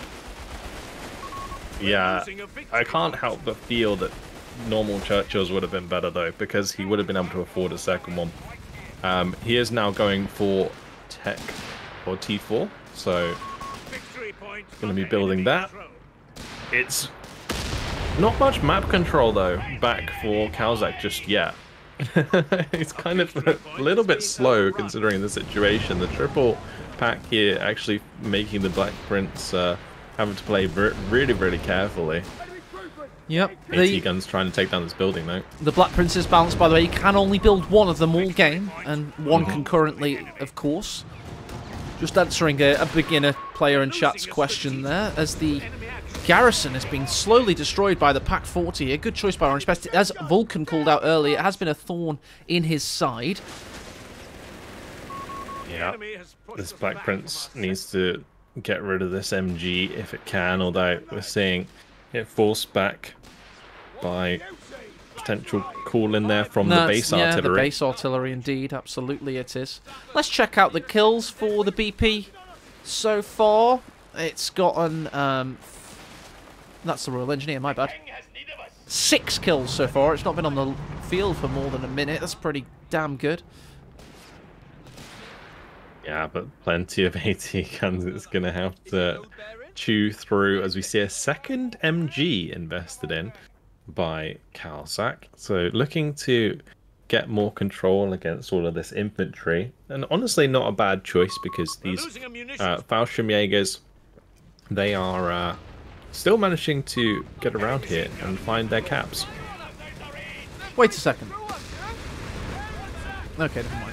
Right, we've got loiters coming in. We've got the Vet 2 pack penetrating the frontal armor. Goering's finest operating in unison with one another here, getting some huge damage off on the big BP. Yeah, I think Caosak now, he needs to be much more patient, as this Black Prince is going to take a lot of damage from this strafe, and he needs to make sure that he moves well out of the way of this circle. You can't sit on just on the outside of it, because you will get targeted again, as we will see in just a second. Oh, it went somewhere else. No, he's not targeted anymore. He's okay. The reticle has gone off the tank itself, indicating it's no longer seen by the spotters of the Luftwaffe. But OrangePest is now going to use the cover of air cover in order to push back on the map. Get his stuff working for him yet again. And he's actually building... Is that a resource cache? He's going for a munitions resource cache! OrangePest is going for a 4v4 gaming strategy, everybody. Munitions resource cache so we can loiter Caosak's face off. Yeah, that is actually maybe a very, very good decision, honestly. He's been using a lot of munitions on strafes, especially strafes that haven't been too effective. And that has been draining him quite a bit. But getting a cache here is going to allow him to catch up a bit on these munitions once again. And the loiter is going to be a really, really good way to put a lot of pressure on this Black Prince in these engagements. A lot of the 4v4 players in chat have suddenly had an awakening. They're excited. They have a new leader amongst them. If the first strafe doesn't work, strafe a further 67 times. And then start loitering. And if they don't work, just keep loitering until the police ask you to move on from the off-license. That is exactly what OrangePest's strategy is here. Right, Black Prince is ready to go yet again. Can the infantry counter the packs or the MG keep them back? Yeah, so there is a timing here for Caosak right now. He just got recon artillery, and he is using it to try and disperse a lot of these units. So Grens there are managing to get the Faust off and take a lot of damage from the recon artillery, but the strafe going to try and hold off the kill onto the Fallschirmjäger. Yes! That strafe was actually super important. It was. It kept the Vet 2 Fallschirmjägers alive there. Not bad at all. Meanwhile, Caosak's finally doing what you asked him to. There, he's laid some pretty mines very south there on a popular flanking route. Maybe a Stug will get snarled up in them later on. Snared up. Yeah, so now Caosak taking the opportunity to get all of the victory points back under his control, but the Black Prince taking quite a bit of damage from this as OrangePest now building a Nebelwerfer. Nebelwerfer, he's going to throw fog into Caosak's eyes with a bit of pocket sand. But it's a good idea, he's up against a lot of support weapons. Is he? Actually, no, he isn't. He's only up against 2 MGs, but, you know, it's still a pretty good weapon for one of these long attritional battles, which we're certainly in at the moment, Vulcan. Yeah, this was something that we actually failed to mention earlier. Both of the AT guns got destroyed completely, so he couldn't reman them. Caosak losing both of those, and that's going to definitely put him in a bit of a hole if more Stugs start coming out again. Thumbnail time, sorry, there we go. As we go back to the centre and see what the Black Prince is up to. He's absolutely fine. Meanwhile, the Grens aren't, though. Oh, dear. Recons should mop them up. Lucky escape, it would seem. Oh, there we go. Rifles managing to get the job done. Oh, you love to see it. Beautiful British troops there. Rifle sections are glorious. Let's go. Vulcan, you have 1 trench whistle usage in this game. You can pick a moment. Just say, hey, use the whistle, and it will happen. We need a big assault, though, from the Brits. Yeah, absolutely. So far, this is a meager assault, but he is going to look for the wipe onto the pack. Flanked by another in the meantime. Oh, though, no. Look at these infantry sections coming from the north. Yes, indeed. Vet 2 pack is about to be wiped. Nebelwerfer, not going to really help the situation, to be honest. Actually backing into it. Oh, but Goering can. The Luftwaffe have been clutch this game. It's like early World War II again. Every time he uses one of these strafes, though, he is delaying the loiter, which will be the key to dealing with the Black Prince. Now we're going to be seeing, is that a Matilda being built out of Caosak? Will give him control over 2 points rather Crusader than just 1. 2, of all things, Oh, it's indeed. a Crusader. So he's going to go for mobility, he's going to go for brawn and brains. He's going to go all the way around the outside. Maybe these mines will become very useful, unless the Fellschmied has triggered them beforehand. Yeah, he might be going for the Crusader just because it is loiter potential. It allows it to get out of the loiter a lot faster than potentially a Matilda would. And also the Crusader AA, it is just probably one of the fastest options the Brits have on tracks. We can see these VPs, though, still controlled by OrangePest quite well across the map. Even after losing these engagements, he still has really good side control. Just seeing if he's going to go for the 6-pounder upgrader. He's going to keep it as an anti-infantry, anti-pack weapon. Keep it with a 2-pounder. Looks like it's going to be the latter. Yeah, I think so for now. And unless we see, like, extra big tanks come out of OrangePest. Which we can't because, well, actually, Panzer Company's coming down. But he's gone for Luftwaffe, so we're not going to get the Panther, we're not going to get the Tiger, of course. We won't see a Tiger again from... Oh, no, it was Caosak that went Tiger last time, wasn't it? My bad. But, yeah, indeed, we're not going to see any big tanks from OrangePest, unless you count the Brumbear, which we never see, because it can't shoot more than 2 meters, unless it's using its Vet 1. This looks like a big one. Loiter time. It's actually not on any tanks, though, is it? So, this Black Prince is perfectly okay. It's only going to be the infantry that gets strafed by that. Literally Meanwhile, nothing the Black happening, Prince... basically. It just looks good, doesn't it?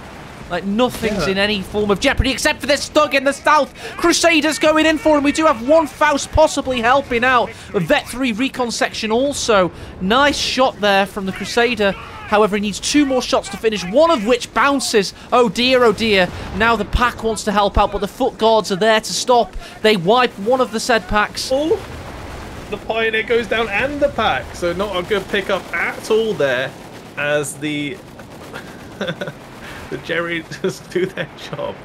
That's for sure. Now the Black Prince, it could have come in on that timing. Would have been absolutely wonderful for wiping even more of these. Oh, loads of damage coming through. You love to see it. Yeah, indeed. You love to see it if you're talking about the player that's 2-0 down.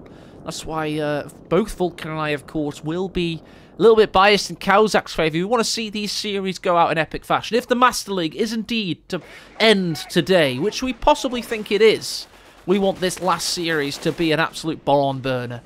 A slobberknocker. And hopefully that is indeed what we're watching. Oh, this Crusader's got to be very careful. Can't just run straight into an AT gun like that. And a Faust. Oh dear, bye-bye. We're losing a victory. Yeah, it's going down as the AT gun does find the last shot there, and that's a little bit unfortunate because it would have been nice for Caosak to start to build those up. He is now building another Nebelwerfer, looking to stop the cap on the midpoint, as OrangePest still making sure to control the victory points. Black Prince, I don't think he's actually gotten as many kills as you'd think. Well, it's up to 14. Bloody hell, that rose quickly. There you go. Is it load bearing? Yeah, I mean, we've seen it hit, particularly like the AT guns, and kill a couple of models on those AT guns plenty of times. So, there we go. Alchemy gets forced off, not taking too much damage though. Black Prince not able to do much damage on the retreat. MG in the center with his Vet 3 pack. Fallschirmjäger's lying in ambush, waiting for anything to dare go to the center. So we're looking for the cap on the top side, and cap on every VP at the same time now here for Caosak. Oh, look at the damage there! That's more like it. Although no models getting killed off, so that's going to go back to base, get free healed up to full health. Another Crusader going to be joining the fray on the bottom side. It's going to be up to the rifle sections here to deal with the pack 40. Nebelwerfer not really doing much at all. Oh, Vet 3 packs in trouble. Black Prince is pushed forward. It's time for that trench whistle, I believe. Vulcan, is it? Is this the push?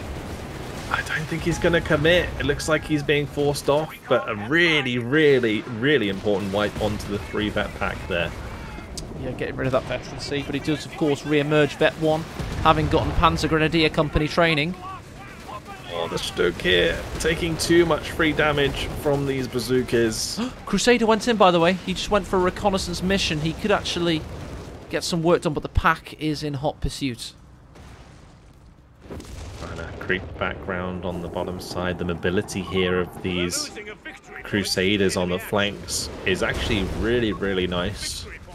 Like, complementary play to the Black Prince in the center. Oh dear. This could be a wipe. OrangePest, yeah, indeed, neutralizing and returning to base. Will be noted, by the way, Yeah. OrangePest has had this much munitions coming in. The opposing territory point, he's actually capped of Caosak, but the game is that close, he hasn't got a chance to cap it back quite yet. Yeah, I'm surprised he doesn't just send an engineer to go cap that he might not have noticed. No, seemingly not. It's a very tense game, of course. Fallschirmjägers didn't get a chance to go into cloak, and that's unfortunate.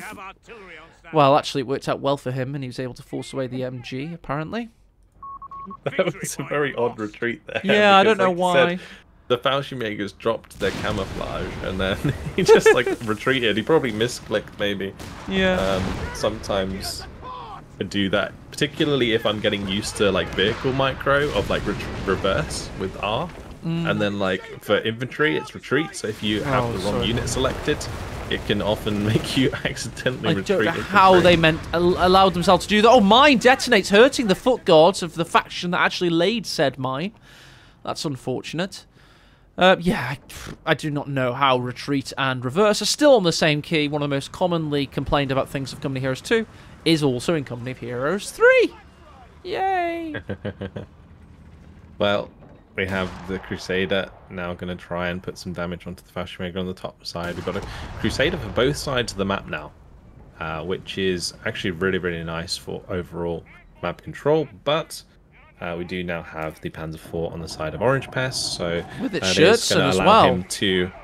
Yeah, it's going to allow him to really put pressure at least onto one of these Crusaders.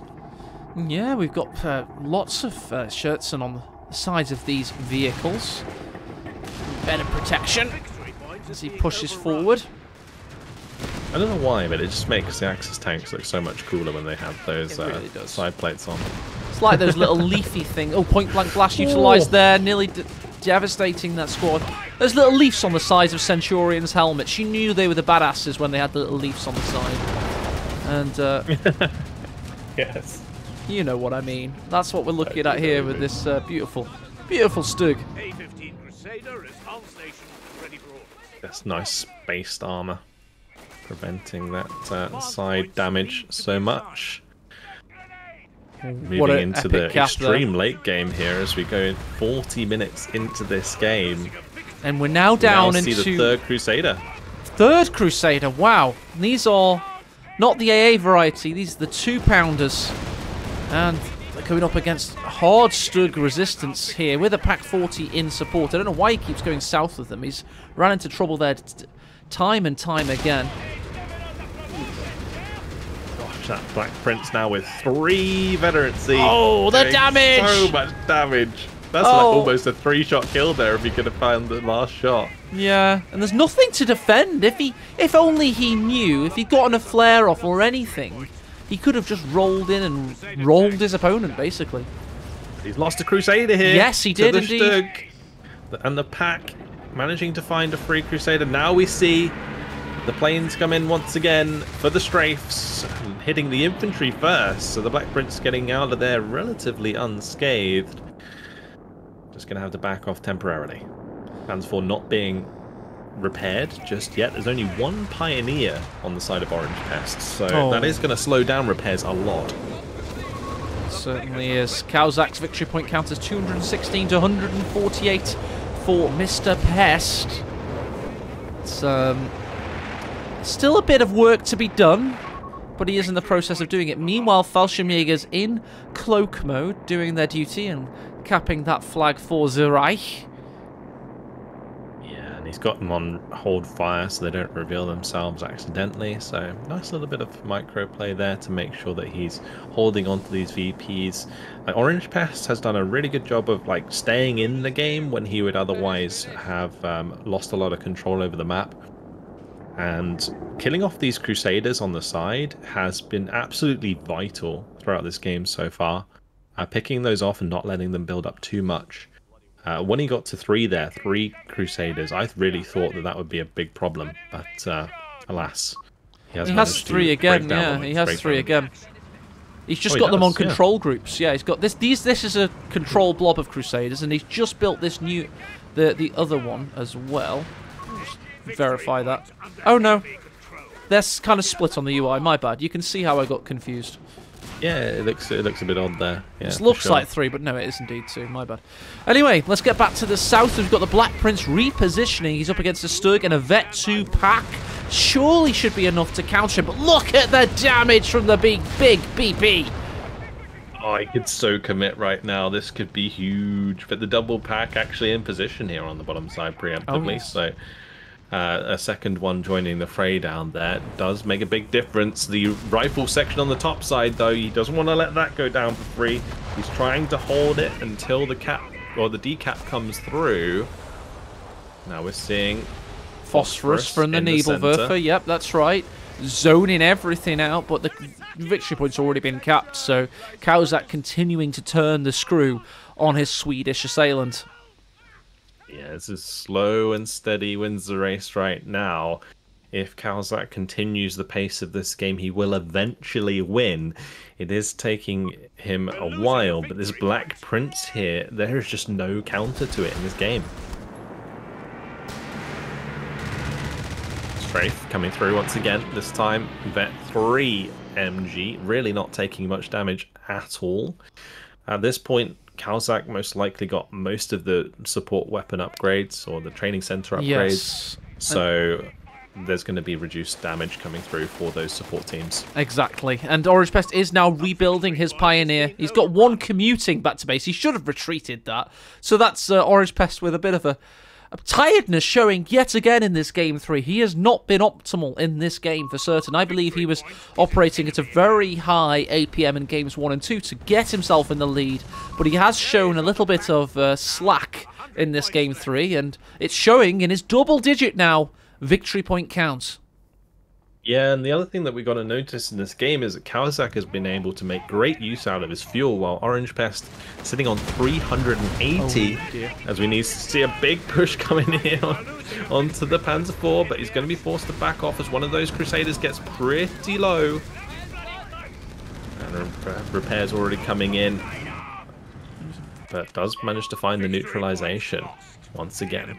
Black Prince basically being ignored. It's just in the south, nobody...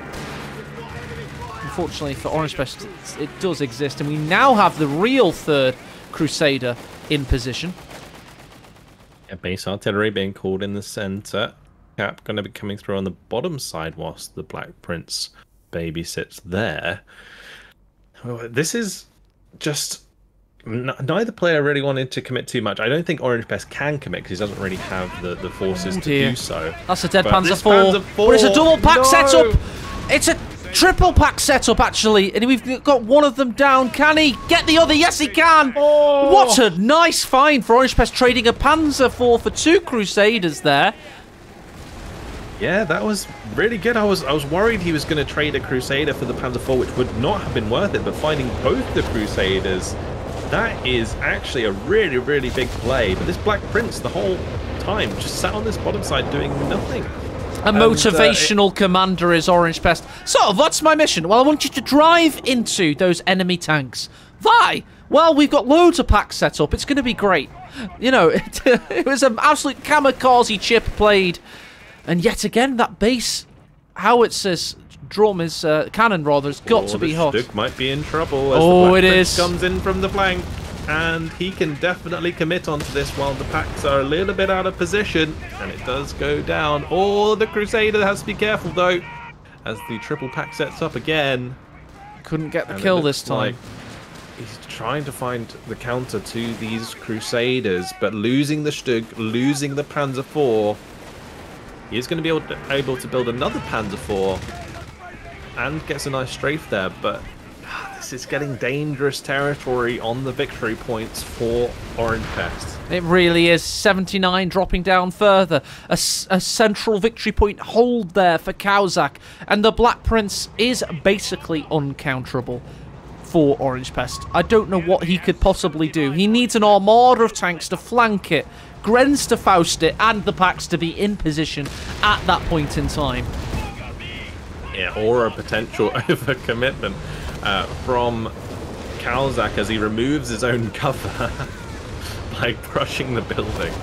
So going to take some extra shots from those AT guns because of that, and forced to back off in the center, but still manages to hold control of the VP until these Grens come in and cap it back. AE basically trying to get a thumbnail that includes the Black Prince there. Don't worry, nothing else was happening. But that was the meta of the camera work, just so you know. If you clicked on YouTube, just say so in the comments. I'll just basically call you a filthy, filthy casual. It's fine. I'm glad you clicked. Oh, we've got a flank coming in. The Panzer IV's going in. Come on, son. Oh, this is dangerous from OrangePest here. Is he going to lose it? I don't think the Crusader can commit there, especially if it doesn't have the 6-pounder upgraded. Oh, the AT gun got taken out. He got taken out. MG. Will it follow? Oh, he's got a nice blob of infantry sitting there, but he needs to keep the packs alive, so now he needs to do battle with these rifles. And he's done so, I tell you. That's not bad work, but the Panzer IV goes down to the Black Prince. Indeed it does, so a tale of 2 engagements there. One went in OrangePest's favour, the other in Caosak's, and there's a huge shot by the base arty. Yeah, that was nice. But yeah, AT gun and MG both decrewed, taking away the better at sea, but they can be remanned. They're in a pretty good position to be picked up again, especially with the Black Prince now around, and now with the Panzer IV going down and the AT, oh sorry, the grenade there coming through from the engineer. Yeah, did a lot of damage. That's double grenades there. They both dodged in unison, showing both players playing at the height of their abilities, but these support weapons are aching to be destroyed by the packs. Caosak had to fight double hard in the centre to ensure his support weapons weren't annihilated. Yeah, but meanwhile, the Fallschirmjägers here actually managed to find green cover, going to be able to force back that MG. The VP control here actually really good for OrangePest. Yeah, it's surprisingly good, but not forever. Yet another strafe coming in from the munitions cache player, OrangePest in this case. Yeah, that Panzer IV has to be careful. There's no cover from that house to stop the Black Prince here. Oh, he's got arty, he's got a Black Prince, he's got vetted infantry sections. Fortunately for him, the big BP missed, and he will be able to get back to base. Meanwhile, Foot Guards, Crusader with a smoking 2-pounder, forcing away the Grens, and the central victory point is being capped yet again. More Foot Guards is the call from Caosak. That is because he wants to just grind out these victory points and finish the game off. Yeah, that Panzer IV did a lot of damage to that Foot Guard, though, and forced it off. But manages to find 2 flags back. Now going to be pulling OrangePest below 50 victory points. Things getting very, very close here as both players try and find a way to close out the game. He cancels the Foot Guards. He goes for another Crusader there. Who can blame him? Let's check out the Black Prince's kills, as it looks imperious over the centre. What a beautiful vehicle it truly is. In that thumbnail, there we go. We've got fire and the tank in the same one. Now we can check out the kills. It's got a massive 22 infantry kills, 1 vehicle destroy. That's a good day in the office, eh? For any Black Prince. Yeah, it's very, very low on health, though. Needs to be careful. There was nothing there really to commit to kill it. The Panzer IV a little bit out of position. One of the Fallschirmjägers almost went down in that engagement as well, but now again 2 flags in favor of OrangePest, as he is getting infantry onto these flanking these side flags. Surprisingly and so, and he's in ambush mode as well, ready for the uncloak and the superior damage, but he doesn't want to compete with Foot Guards. Now he has to fight for the centre. Again, the Luftwaffe are coming in to help out. These Vickers are constantly having an aerial thorn in their side. Big shot from the base arty, keeping that Fallschirmjäger from helping out the situation. So it's all down to the Vet 2 Grens to neutralise this victory point. Beautiful base artillery, though, really forced back the reinforcing infantry, but it looks like that mid flag is going to be neutralized. We're now seeing 3 MGs out of Caosak, as he picked up the one that he left behind. He built a new one as well. Base artillery still hitting the mark there as OrangePest goes straight into it. The rifle leader's putting in a lot of work, but another munitions cache that's stupid. He knows he's lost this. He's doing that for the memes. He's got to be. There's no way he thinks that's a good idea when you're 41 victory points down. Surely he doesn't think that's a good idea. He's got to be memeing, definitely. 53 minutes into the game, 41 victory points. He's got to desperately hold on to them. Yeah, right now there's an opportunity for Caosak to strike, as the Panzer IV is overcommitting here. On this side, it is going to force back both of the MGs, but there's Jaws. We're going to need a bigger boat, as the Black Prince finds the Panzer IV and almost vanquishes it in 2 hits there. How do you not commit for the Panzer IV there? I guess like, he can see 2 packs on the bottom side, so there's only 1 extra pack left on the map at that point. The Crusader here gonna feel the force of those packs as it does go down, and another kill onto Crusader. These Crusaders are being dealt with so well on the sides of the map that it's just allowing OrangePest back into the game. And honestly, maybe the munition caches will pay off as if we manage to see another loiter at this point. It's because insanity. Yeah, this is crazy. And another victory point in the center going to be contested, as the Grens are now behind green cover. These sandbags have been massive this game. The Grens not going to stay to commit, and that's going to be a cap on the top side for Caosak. So that actually hit from the Black Prince there in the center was huge. It was. Importantly as well, Caosak's now in double-digit territory double-digit figure victory point territory. from a 600 starting count for both players. We're 54, nearly 55 minutes in. I did tell you guys this was going to be a gargantuan replay, and it has not disappointed in that sense. Can Caosak create the beginning of a reverse sweep? He pretty much got bodied in the first game of the series. Second game, Caosak was looking much stronger. And now in this third game, can he scrape one back in order to set himself up for the rest of the series? It's looking possible. Here we go, more strafes coming into that victory point. Fallschirmjägers have got a cap, but they can't. In the north, everything's just going to die on the line. In the south, it's being capped. He's at 24 right now. He does retreat. Indeed, he does. The infantry section back, but OrangePest is against the clock. Yeah, and with the bottom cap at the same time as he's losing the top cap, it looks like OrangePest is going to be down and out of this one. There is not enough time to recap the center. All he needs to do is really just run one of these MGs onto the cap to stop it. Although there might not even be enough time regardless, as he is going to count it out. Victory for Caosak, gets one back in this series.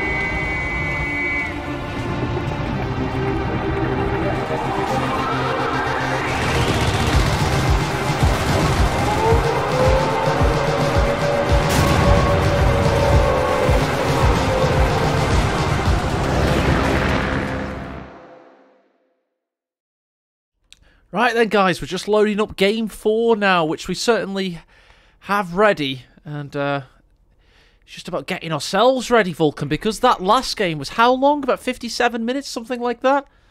Yeah, very, very long game. Very tense game. Honestly, OrangePest's micro kept him in that game for so long, even though he was like behind since the Black Prince came in and he died for the double stug. Yeah, that was the timing there on the dive was like just so bad for OrangePest, and it basically left him in a bit of a hole that he just couldn't get out of, and his micro couldn't get him out of. No, it was... In some ways, it didn't feel like at the end he was legit trying. He was just trying to wear Caosak further down, because why did he go for a second's munitions cache? It was just odd. That's the only explanation, surely. Yeah, I'm trying to think like other ways out in that situation. Like the side control was really good though. You know, he killed so many Crusaders in that game. Yeah, he did.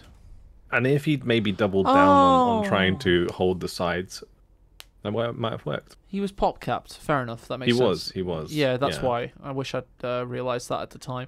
57-minute game casting can do that to you. Okay then. Well, we have Game 4 ready to rock and roll, and I need to ask you guys a question. Are you ready for Game 4? Are you ready to see if one of these two things happen? OrangePest becomes your new reigning world champion, wins $2,000, or Caosak continues this reverse sweep from the gods? Are you ready, guys? Let's go. For the very last time, we're entering a Game 4 in the best of 5 grand finals for the Master League.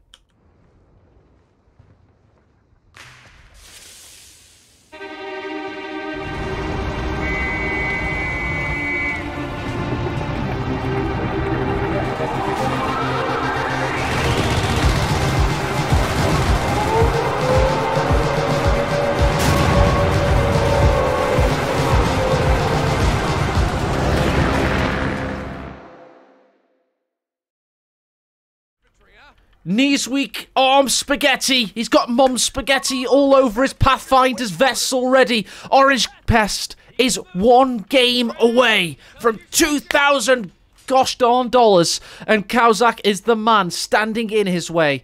Fresh off a victory as Brits of all faction. Who knew about them being in the game? What an incredible turn of affairs that was. Caosak is slightly back into this series, Vulcan. Can he keep it up? Yeah, I want all aboard the flock as the goose is loose. And I'm really looking forward to see what he does with Wehrmacht here on a strong faction after playing what is perceived to be a weaker faction and finding the win. So really, really well played, but the Jeep is out. And on fire. OrangePest had a great game with the Jeep in Game 2 of this series, and although it ended up dying, the amount of damage it did, both emotionally and very literally, was insane. Yeah, the Jeep actually pretty nice on this map because it's a lot of space to move around, can put a lot of pressure onto those fuel points, and these Pioneers having a dance with the Jeep right now, and losing. Pathfinders is going to be the choice for OrangePest. Yep, it is indeed. We're going airborne. It's all about getting those packages and getting those dastardly rifle nades and flares and just being nefarious, basically, and annoying. Yeah, I'm actually really looking forward to seeing OrangePest on this particular battle group because he is incredibly strong with his micro. So these Pathfinders can potentially put on a lot of pressure with their rifle grenade, with their smoke grenades. But good garrison here in the center, something that Caosak likes to make good use of. Ends up moving out of there very rapidly, though. Yes, I was expecting him to open a few windows, go up top. No, he just wants to spot for the positioning of OrangePest. Caosak has had a full warm-up now, and he's also now finally bloodied his opponent's nose. He's definitely in this one. It's 2-1 to OrangePest. Yeah, double MG already out for Caosak. It's going to be a lot of map control. Let's see if he can capitalize on the fact that there's going to be a lot of infantry out of OrangePest with this airborne battle group. So, definitely a nice choice. Look at this. ISC already on the way. OrangePest with a plus 30 fuel income. It's going very well for him in terms of overwhelming his opponent and out-capping him at the moment. Oh, forcing away the Pioneers. They can't even get their plus 10 munitions, goddammit. And he's gone for the cutoff. Caosak now exists in this cube. Yeah, it's going to be a tough start here. These Pathfinders can put on a lot of pressure, and the Jeep is going to be able to find the flank. MG actually committing to the shots onto the Pathfinders there as the Pioneers engage at close range, but those Pioneers getting very low on men, cannot continue to commit to that engagement. But the Jeep didn't also stick around to get the flanking damage onto the MG, so backed off, going to fix itself up. And actually, can it fix itself up without one vet? I don't think it can, right? I don't know. Are you asking the preeminent tournament caster for an entire RTS game how the game works, Vulcan? Don't be silly. What do you take me for? I don't know how this game works. I just cast it. This is ridiculous notion. What are you trying to suggest?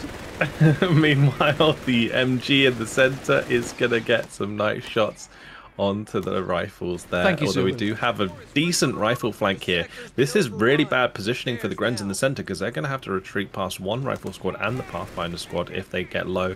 He is already moving them out of the way of that danger, so nicely spotted there by Caosak. Zulu Cobra, by the way, was one of the players that brought OrangePest to Tournament Fighting Championship contendership. He trained with him in the United States of America, Vulcan. Actually trucked his PC over to OrangePest in situ and helped him warm up for this tournament series. So big shout out to Zulu Cobra in chat, who is now the armchair general watching on. Yeah, and confirming that you don't need Vet 1 for the repair on the Jeep. But this is really big for OrangePest. He picked up his third fuel point here. He is now going to be sitting on almost 40 fuel a minute, which is huge. It takes a while for this UI, by the way, to update, but it is plus 40 a minute he's currently got. It's effing ridiculous. OrangePest playing out of his skin right now. All of the micro decision-making, the tactics on display. We do not do it justice as casters, and it's not for lack of trying, but over time I've learned when the best are playing, you shut up and watch, because there's so many small things they do, Vulcan. It's all about timing and feel and just like getting into the flow of correct Company of Heroes engagement taking. And OrangePest right now is a master at work. Yeah, and we see Caosak actually committing for the double Panzergran. So this M8 that's going to be coming out soon from OrangePest is going to be huge because there's not going to be any AT counter for a while. Big shout out to Gabby_RE in chat, a very, very enthusiastic community manager for Relic, who basically really pushed to try and contribute towards the Master League this season and managed to secure us $1,000 in extra prize funding. So, not being a shill for the developers, but I'm definitely a shill for Gabby because she made that happen. So big thanks to Relic for that. Yeah, massive thanks to Relic for providing the prize pool because it certainly turns up the stakes for this game. As the rifles here putting the pain onto the Panzergrans, they just can't really deal the damage at that range. And the Panzergrans getting forced off even though the rifles were under fire from the MG. Certainly are. This Greyhound, he's got grenades taking as well. This will be even insult to injury damage from OrangePest. He's just an overwhelming tsunami of USF play at the moment. Yeah, this is really tough for Caosak right now. I'm not convinced that the investment into the Panzergrans was a good idea, but the M8 here hitting a mine and taking a ton of damage, and now the engine obviously damaged as well. Engineers nearby will fix it up pretty quick. Absolutely. Right. Caosak has some of his territory sectors. He actually has this one of all the things right now. He's currently, having seen his mine detonate on the M8, he would be wanting to follow up, but alas, he can't. He's going to go for the Pack 40. He doesn't even have Stug Tech yet. He's going to lay some shoe mines in decent positions and hope for the best. But the Jeep, with its bouncy lowrider suspension, coming to a Brooklyn's corner near you, has seen them planting them. this early fuel control from OrangePest is really set him up well for this game. You know, as you mentioned, he's got a lot of these techs. You know, we're going to see bars even, yeah, coming out now. Even though he's only got 2 rifle squads, like this is just like free tech for him right now on all of this fuel. And we are going to see the decap on the fuel on the top side, which is going to kind of level things out once again. But Caosak is definitely behind. He absolutely certainly is. We've got medical station upgrading for Caosak right now, and he needs it because he's got a few bruises, bleeds, and wounds. Pack 40. Yeah, exactly. Pack 40 is basically his entire army. If he could have vision right now. Oh, for a man with vision in an RTS game, Vulcan. Yeah, I was going to mention that Caosak missed retreating his MG on the top side because he managed to pin both the Pathfinders, and then he didn't commit to the engagement, and that was really bad because he tried to retreat because he thought the smoke was going to come in from the Pathfinders up there, but then it didn't. But now we're seeing a triple cap just sitting pretty here for OrangePest, and this is really, really rough. He has plenty of time to get back into the game because of the extended VPs, but Pack 40 is going to have to find some shots soon. Certainly is. Panzer Grenadiers take the Casbah. They're on looking to a massive, aggressive display from OrangePest, who's already got on Caosak below 500 victory points in the 600 victory point best of 5. Right, Poor Anonyms utilised versus the Casbah. Panzer Grenadiers may need to vacate. We'll have to see. I'll also point your attention to the fact that the Pathfinders are on the move in the north. Caosak can't breathe. He's been suffocated, Vulcan. Yeah, honestly, the micro play here around the edges of the maps has been absolutely incredible from OrangePest throughout the series, and he's only continuing it in this game. As these pioneers get forced off, he's got the airborne coming in behind the MG, but they are going to get ran down potentially by the 8-Rad as it comes in, so got to be a little bit careful. Those airborne a little bit out of position, just a tiny bit, going to force back. But this pioneer in trouble. Right, AT gun.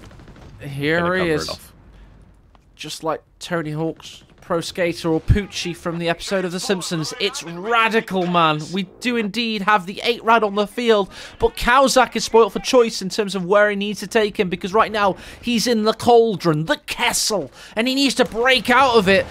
8-Rad does so with its first shot being a kill shot. He is now pursuing the Pathfinders back to base. Yeah, and it looks like the Panzergren's going to try and get some damage off on the retreat, but the M8 standing in the way of this 8-Rad.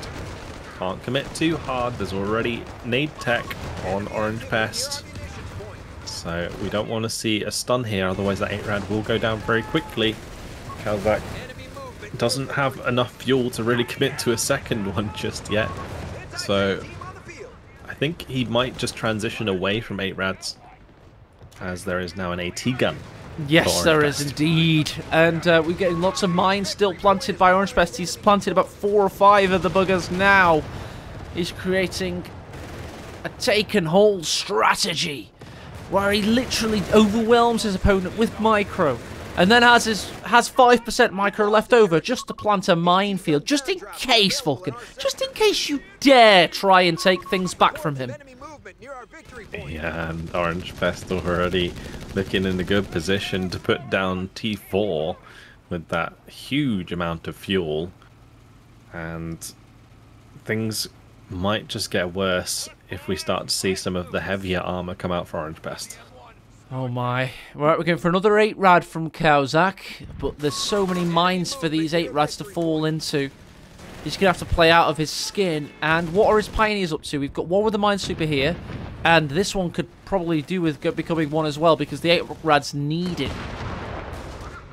One nice thing that you can see about the 8-Rad in this situation is it can cap, whilst also providing decent firepower. So on the flanks, this might be a way for Caosak to really start to control OrangePest's Pathfinders. And you can see the Pathfinders now being forced back.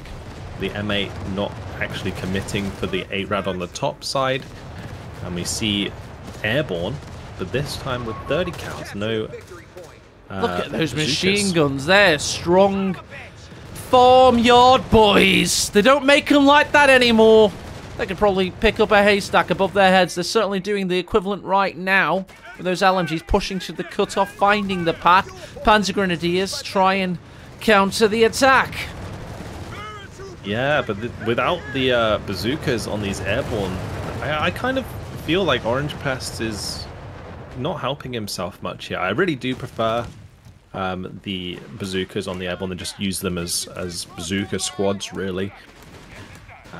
In this case, 30 cows being prioritized, but as you can see against these Panzergrens, 30 cows just don't seem to work that well. And 8 rads. Oh no, bye-bye, Captain. Why do captains never live? What is their problem? They just die every game, Vulcan.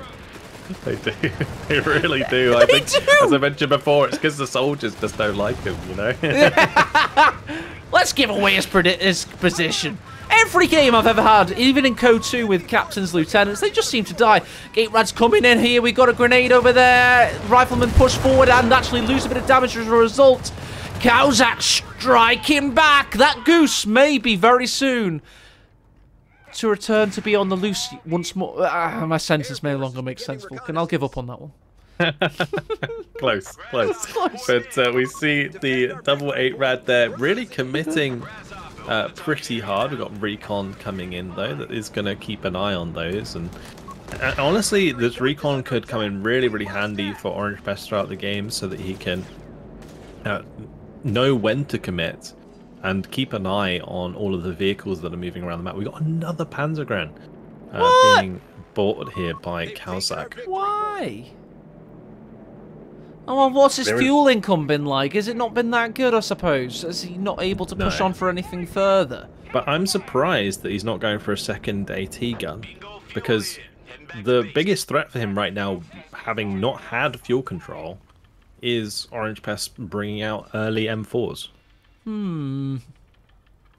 Just looking at OrangePest's army right now, he has 91 fuel. Checking out his base, which he has got tank depot up, so it could be an M4A1 next.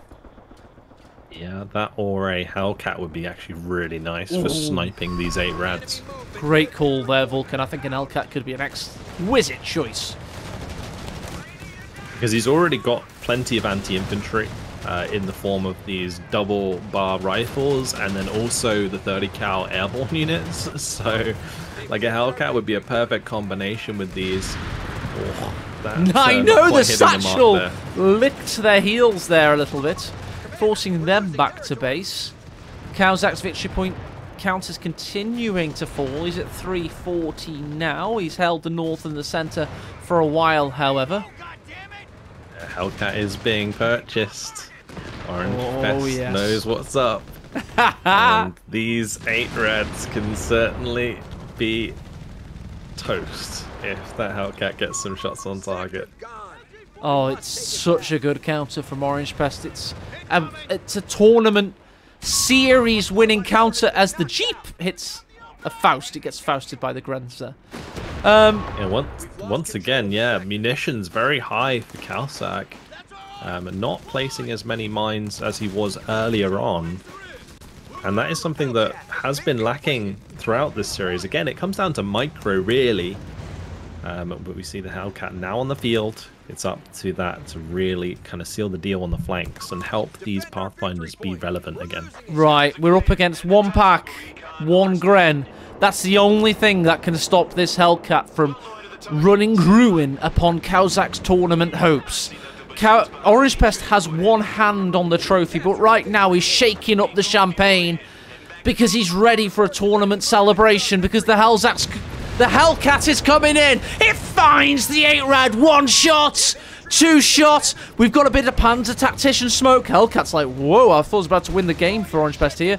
Does find him in the end. Sliver of health remaining. Yeah, this Pioneer is trying to get enough health on there. The Hellcat couldn't quite complete the kill, as OrangePest didn't choose to follow immediately. I think got called out a little bit there on the micro. We got a camouflaged AT gun trying to pounce, but no overcommitment for OrangePest. He knows that he has the counter he needs, and now we finally see the second AT gun coming out of Caosak. Finally. By the way, we did actually hear that one of the AT guns was decrewed somewhere. I'm wondering if it was somewhere over here, perhaps. There's a lot of activity on the battlefield regardless, whilst we over-concentrated on the tank gameplay like the true mid-rank players that we are. But nice now that these Pathfinders capturing both the top and bottom VP is going to help continue to bleed Caosak, who's reaching almost 300 VPs now. Yeah, half of the 600 he started with, that's right. You don't need to adjust your earphones. That is indeed a 600 victory point series. Both players agreed to it. They are masochists. AT gun getting a clean shot there onto the 8-rad. These 8-rads can't afford to get too low because that's just waiting for the Hellcat to pounce. And, well, nice flank coming in here from the 30 cal airborne to get shots into the side of that cover. The Grens are very much forced away. That was their job, to cap that point, and they did it. In the north, we've got Caosak capping there as well. How much fuel does the man have? We need to keep tally of his stock. He's got 167 and counting, and he could do with a Panzer company sometime soon. Absolutely. Going to see potentially Panthers coming out, of course, as we do have that battle group, mechanized battle group. Oh, here we go. Hellcat's committing to the 8-rad kill. Not going to be able to block him though, of course, because of the changes in the latest patch that does allow them to drive through each other. But just have smoke utilized, and he wasn't able to get behind it fast enough. Hellcat, second time lucky, gets rid of his foe, and all of Caosak's units are folding in the south as well. Seems like his fuel economy did not work out for him in this incredibly crucial game. He is sitting on a lot of fuel right now. I think I'm curious if he's just waiting for CPs to pull out Double Panther. We did see Caosak really commit for the Panthers in the semi-final, of course. We might see him do that again. Just go for double or even triple Panther to try and close out the game against OrangePest. Certainly. The thing is, in this scenario, we've got the only thing that would be able to counter the Panthers would be the 1AT gun, the Hellcat. There is now a Sherman on the field. There certainly is. Panther's going to deal with all of them very, very well. And then none of the infantry has, like, bazookas, for example, on those airborne. So that could be a problem. Let's see where he's at in terms of choices here. Okay, he could just be waiting for CPs. Sherman with a good effect on target so far. Don't forget, when the Sherman gets Vet 1, it gets those high explosive rounds, and it can do a lot more blapping. Yeah, I think Caosak here, he really wants to try and stop the victory point bleed. OrangePest now going to be getting a mortar to try and dislodge some of these AT guns so that he can make the Hellcat relevant again in killing off the M8, or sorry, the 8-rad. Yeah, the mortar's just such a solid choice, and it's one of those things that a lot of top-level players kind of don't do. They don't, when they're in a lead, they don't flesh out their builds to consolidate that lead. And this is a consolidation tool. It's utility. It's basically thinking, I've built a great structure here, now let's reinforce those foundations. Absolutely. And it's just all about timing here now for Caosak. If he can really capitalize on the Panthers coming in, then that could change the game state as it currently is. OrangePest sitting in a huge lead.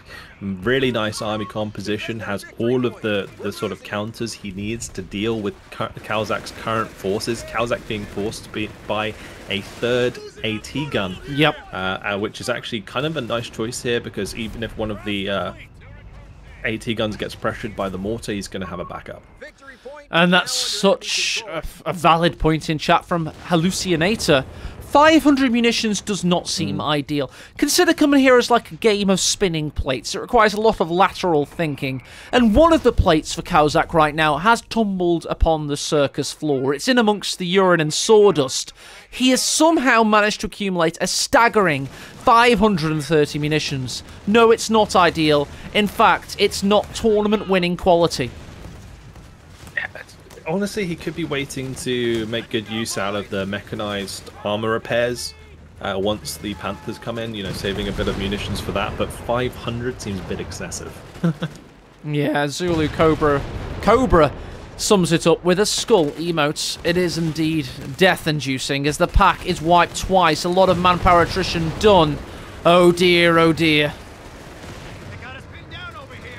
Well, gotta be careful he doesn't lose that Panzergren trying to pick up the AT gun as the Hellcat goes for another shot but misses.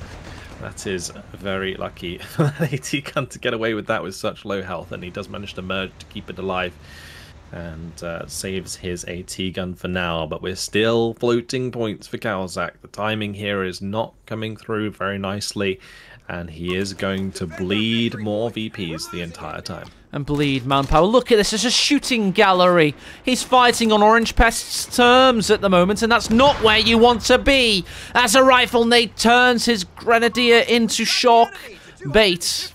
Chunks floating in the sand. It's not a pretty picture. I'm curious if OrangePest knows what's coming, because currently it doesn't really feel like it. He hasn't really doubled down on AT. He's got the Hellcat, of course, he's got the Sherman, he's got the AT gun. Those are his currently AT options. But if we see triple Panther come in, which is a big possibility due to the amount floating here from Caosak, that could be really game-changing. Oh my god. Oh my god, that was close. We're falling into the Führer's trap here. We're becoming typical Variaboos. We're basically expecting a 58-ton medium tank to save the day. Caosak's lost on every possible point at this point in time, and currently the Greyhound's absolutely ravaging his backlines. The Panther is not going to save us. It is here, but I'm not going to announce Caosak's re-arrival on the battlefield quite yet. Yeah, it's going to require, I would say, 3 Panthers to really make the difference, but OrangePest really pulling the trigger right now. These AT guns have got to do a lot of work, but it looks like he's going to lose a second AT gun. The 8-Rad, yeah, has gone down. Everything in Caosak's line right now is in disarray. Steiner's Panther goes forward. One shot in, another shot coming, but it misses. It has another opportunity, however. It goes through fire and brimstone to possibly rescue this battle and launch one of those units into pole vaulting history. Caosak does have the Panther on the field. Dare we dream, Vulcan? Dare we dream? Yeah, second one is delayed though because he lost so much manpower in those engagements that he can't afford a second Panther, which is actually huge in this situation. Whilst that one did manage to find them 4, both of the packs did get decrewed here in the mid, and oh no, it gets decrewed again immediately, and the last pack, the mortar was so close to wiping that Panzergren. This is actually really bad still for Caosak. It is indeed. His victory points look bad as well. He's down to 170 as we live and breathe. We had an airborne satchel on one of the Pack 40s there as well. OrangePest with a flurry of a paint stroke, putting a absolute beautiful masterpiece together. This has been a fantastic game for him, and the Panther has too much work to do, Vulcan. Yeah, OrangePest finding the destroy onto both of those packs after they got decrewed was massive here, because we have no packs now for Caosak, and that leaves him extremely vulnerable to multiple Hellcats running down this Panther, which is exactly what OrangePest is investing in. Oh, there we go. There's the new one. There's the existing. They're forming a duo. We've got a recon unveiling the Panther's position. Oh no. It's going to come down to whether or not the second Panther can come in time, because it's getting close to the manpower requirement. The trouble is, a squad just retreated is going to use up more manpower once again. He needs to turn off his auto-reinforce and get a second panther in. That should be a tweet from Relic there, turning off auto-reinforce because it's so bloody helpful. Was he able to do it? No, he wasn't. Second panther is delayed. Victory point wise. Every time these infantry squads are taking damage like this, which he's kind of forced to do in order to try and stop the victory point bleed, it is delaying the panther every single time. Look at this as well. OrangePest has 518 victory points. His opponent Caosak sitting on 133. His population cap 61 versus OrangePest at 83. And OrangePest is coming in straight through the front door. Hellcat misses. Yeah, mechanized repair is going to help keep that alive for the time being. Pack was putting enough pressure onto the Hellcats to force them back, but the Greyhound once again going to be able to decrew this Pack 40. There he goes. Wow, even the Greyhounds getting absolute value for money in this 28th minute of play. OrangePest not only has one hand on the trophy, he's not only been fizzing up the champagne, he's now climbing the podium. So if there's no fire position here for the Hellcat, this Panther could try and pick off one of these at a time, but as soon as that Hellcat gets through the smoke, this Panther is going to be in big trouble. Bounce off the front armor there, and now this Panther very, very low on health, but not low enough for the Hellcats to commit. As the Panzergrens move forward, try and deal with the airborne. And we see the Grens, meanwhile, capturing on very the top side. important cap there. Very important cap. And we do have a second Panther all of a sudden. We don't have any Pioneers to repair the first one unless we get mechanized repairs on the go, of course. He does have a massive bank of munitions. But dare we dream? I mean, he's up against an 89 pop cap army. He's got 64. But 2 of that 64 are 2 Panthers.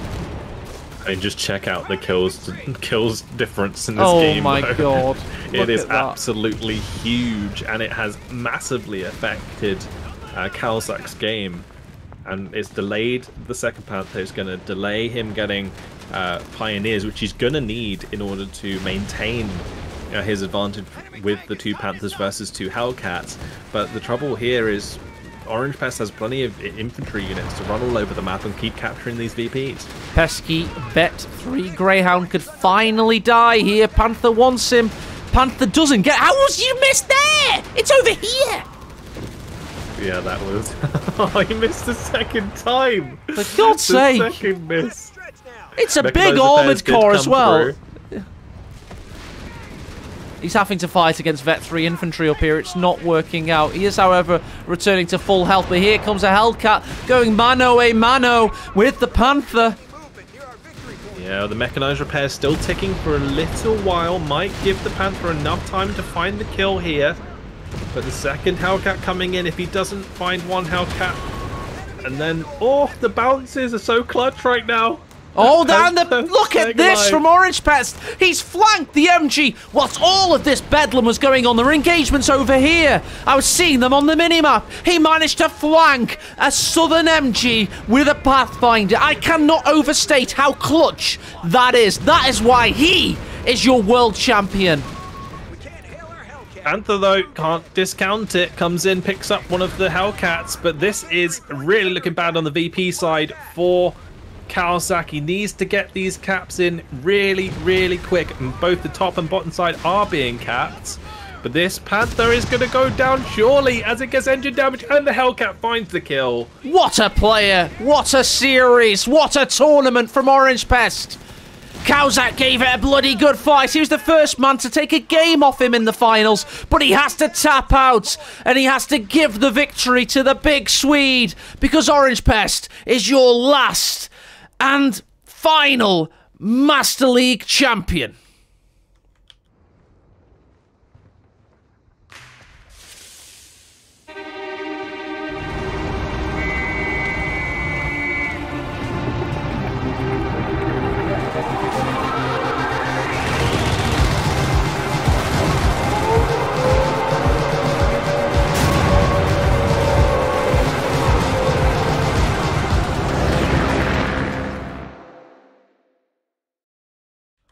Well, there we go. Mr. OrangePest, a long-standing servant of the tournament scene, having competed at every season, every tournament of the Master League, finally wins the big one. Yeah, incredible game there for the last game. I mean, I think Caosak, he stuck to his build for too long. Like, he was floating for so long in that game. But yeah, OrangePest, incredible play throughout this series. Insane micro, massive map control throughout in all of the games, keeping himself in the third game for so long because of that. And in this game, like, the early was just a masterclass. It was very, very impressive. It certainly was. And I have an interview with OrangePest lined up next. But before we leave Vulcan, because I will have to leave this call, I will want you to go and do this man a fantastic service. Go and watch his Warno and Steel Division content. He will make you fans of those game series. They're fantastic. What's even better is his commentary work bringing those games to life. And I also think he's done a fantastic job slotting in beautifully to Company Heroes 3 casting. It's like he was always a part of this community, and it's like he's always been a big fan of this game series. So big thank you to Vulcan, everybody. Cracking job. Yeah. Also, big thanks to AE. I mean, fantastic job casting. You've been doing a great job with the entire Master League, and whilst this may potentially be the last of Master League, I have watched it like infrequently over the years, and you've always done a fantastic job, and even more so in this one with this huge $2,000 prize pool that you've managed to pull together.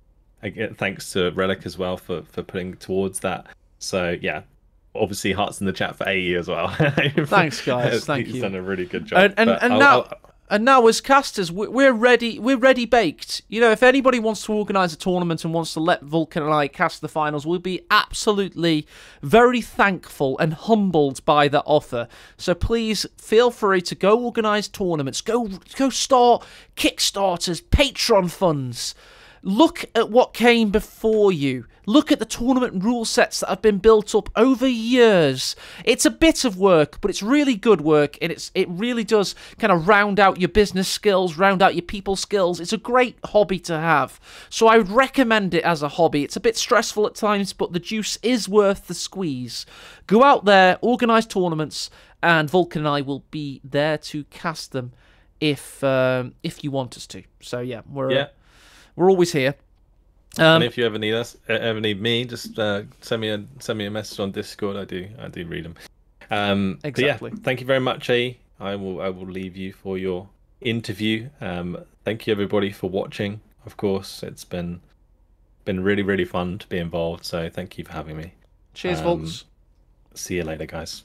Bye bye. Right, let's call up OrangePest. Let's see what he has to say. Let's have a look now.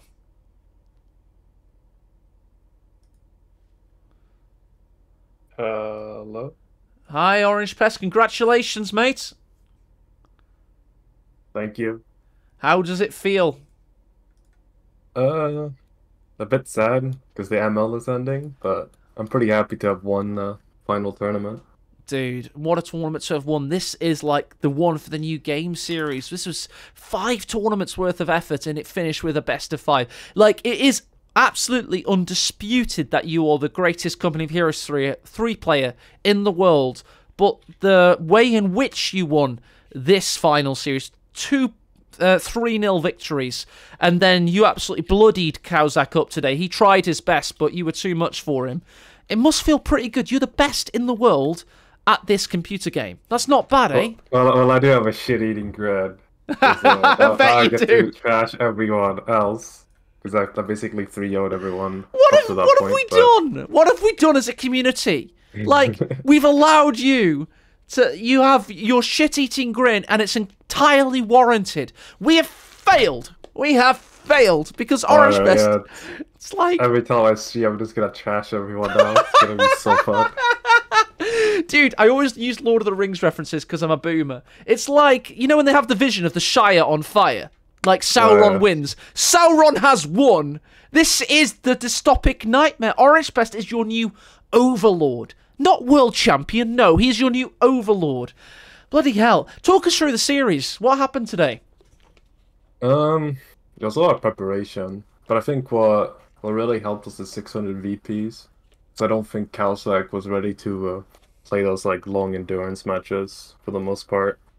And so you can go really hard in the early stages of the game, get a decent lead, and then slow down over time and just grind and grind until his micro slips up and I can just kill his stuff.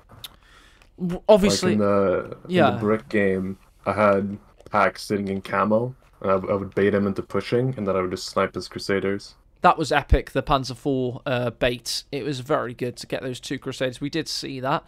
And then you built a second munitions cache, and this is the most contentious thing that happened.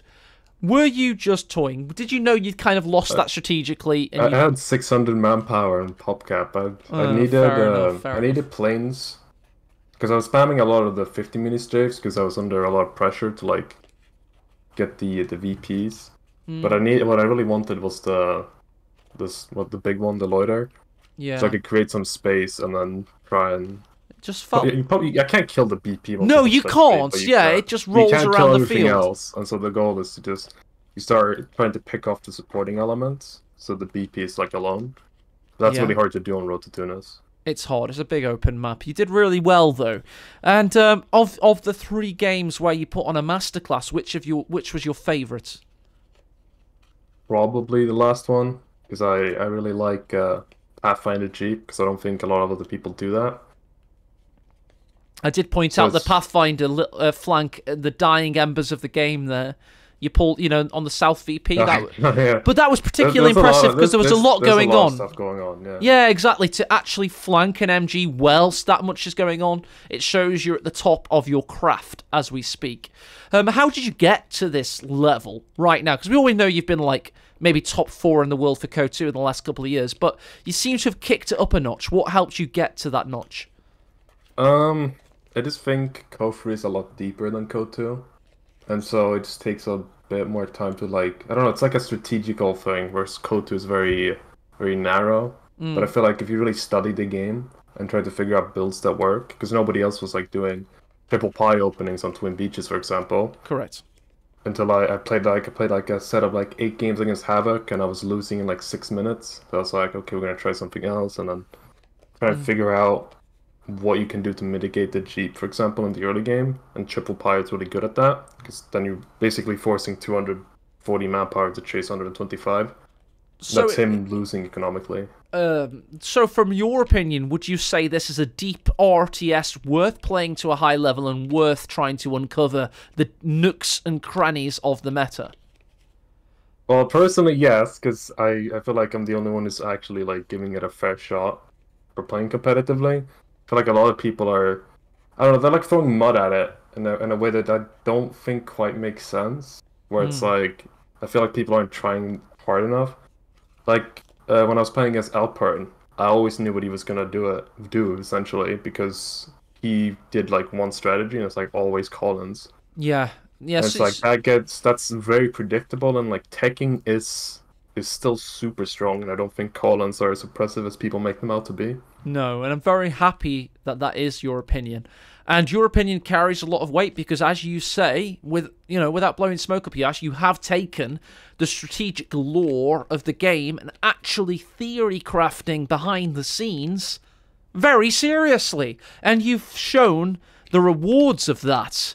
So that is indicative that possibly the bones of this RTS game are really strong, and it's an excellent foundation to build off in the future. If the best in the world has countered his opponents and made them look borderline foolish at times by doing the background research, maybe that's a good sign for the future, possibly. It is, and I also want to point out, I also have a lot of help from guys like Napoleon and Zulu and Havoc, which helps a lot when it comes to theory crafting, because like, when I did the 3-pile build, I was talking about it with Napoleon before this set of games, and he was like, no, there is a counter. There's a counter to the triple pile, and the counter is double Jeep. Which I actually expected Caosak to do, but then he banned Twin Beaches as his first pick. And I feel like that would have probably given him the first game pretty easily. Like, that is like a genuinely like strong strategy against the pie opening. So there's a lot of stuff like that I think people aren't looking at yet. It sounds like you've relied on a lot of these Co1 guys that couldn't necessarily translate their maybe micro mechanics into Company Heroes 3 as easily as you could, because Co2 and Co3 are similar mechanically. But it seems like you've relied on some Co1 guys to help you adapt to the strategic risk-reward, like, you know, pop rock, paper, scissors gameplay a little bit better. Is that fair to say? Yeah, I'd say it helps a lot. I mean, I also played Co1 enough where I was like getting a good understanding of stuff like bar pops. Oh, this is just rock, paper, scissors. I know this. Yeah, and it's like, you know, like game 3 Hulk Smash when I was playing against a very obvious mechanized tile, decided to go bars, and I was like, okay, I've won the game now. Yeah. Yeah, exactly. His A-Ride comes out, and he has bars, and he doesn't have anything ready. I don't know, I feel a bit sad that I feel like my opponents weren't putting in, like, a lot of more prep work than they should have. Completely agree, OrangePest, and I'm not just saying this because I count you as, like, an online gaming friend, because we get on, but you genuinely did actually put the prep in. When all the Co2 guys knew Co3 was going to be like Co1 in spirit, you actually went back and played that trash, as you would call it. You actually played that, like, pretty good for 2006 game, but really dated mechanically. And like, it's like the quality of life lacks it's terrible to try and play it's like now. Pulling teeth trying but to the play beauty of Co1 was the guys that made it was so passionate. They made all the strategic, like, matchups and target tables. Every unit in that game behaves differently to every other unit. So it's like advanced rock, paper, scissors, like a traditional RTS from the mid-2000s era. You got a feel for that, and it means you had this killer edge. And you now deserve $2,000, OrangePest, because you've elevated the standard of play, and you've showed us the way in Company Heroes 3. It is a strategic RTS as well as being a Co2 style tactical and mechanical RTS. So here's to the future. It may be the last Master League branded tournament series, but I'm really hoping that maybe Relic or Sega or maybe some sponsors or maybe more tournament organizers come to the fore and give guys like you opportunities to play games like this. I mean, the only thing I really want to add is I think 600 VPs is like 10 times better than 500 VPs. Even though 500 VPs caters to my playstyle way more. I feel like you get more like the CoH3 style epic games where it's down to the wire. It's just a lot of units that normally probably wouldn't be as good get a lot better. Because I think the problem is, at the moment, I think the meta, it's like you get a Tiger out and you got like 10 minutes left in the game. It's like, yeah, you want those big matches where it's like you get to use all the cool units and just have giant armies. Because like the army sizes too, it's like they're so massive in comparison to like Co2's like unit compositions. So there's a lot of stuff. I just hope we get more tournaments in the future at least. Yeah, me too. I hope I'm involved. I hope you're involved. I hope I don't... Well, I'm never organising them again, hopefully. I hope I get to cast your games in the future, and I hope I get to see how you transition from being the guy that basically was able to turn arrogance into massive success. So congratulations to that. It's not even called arrogance anymore, I don't think. If you're successful, OrangePest, it's just called being right, unfortunately, for everybody watching on. Yes, everyone else is complete garbage, and then you can learn to play again.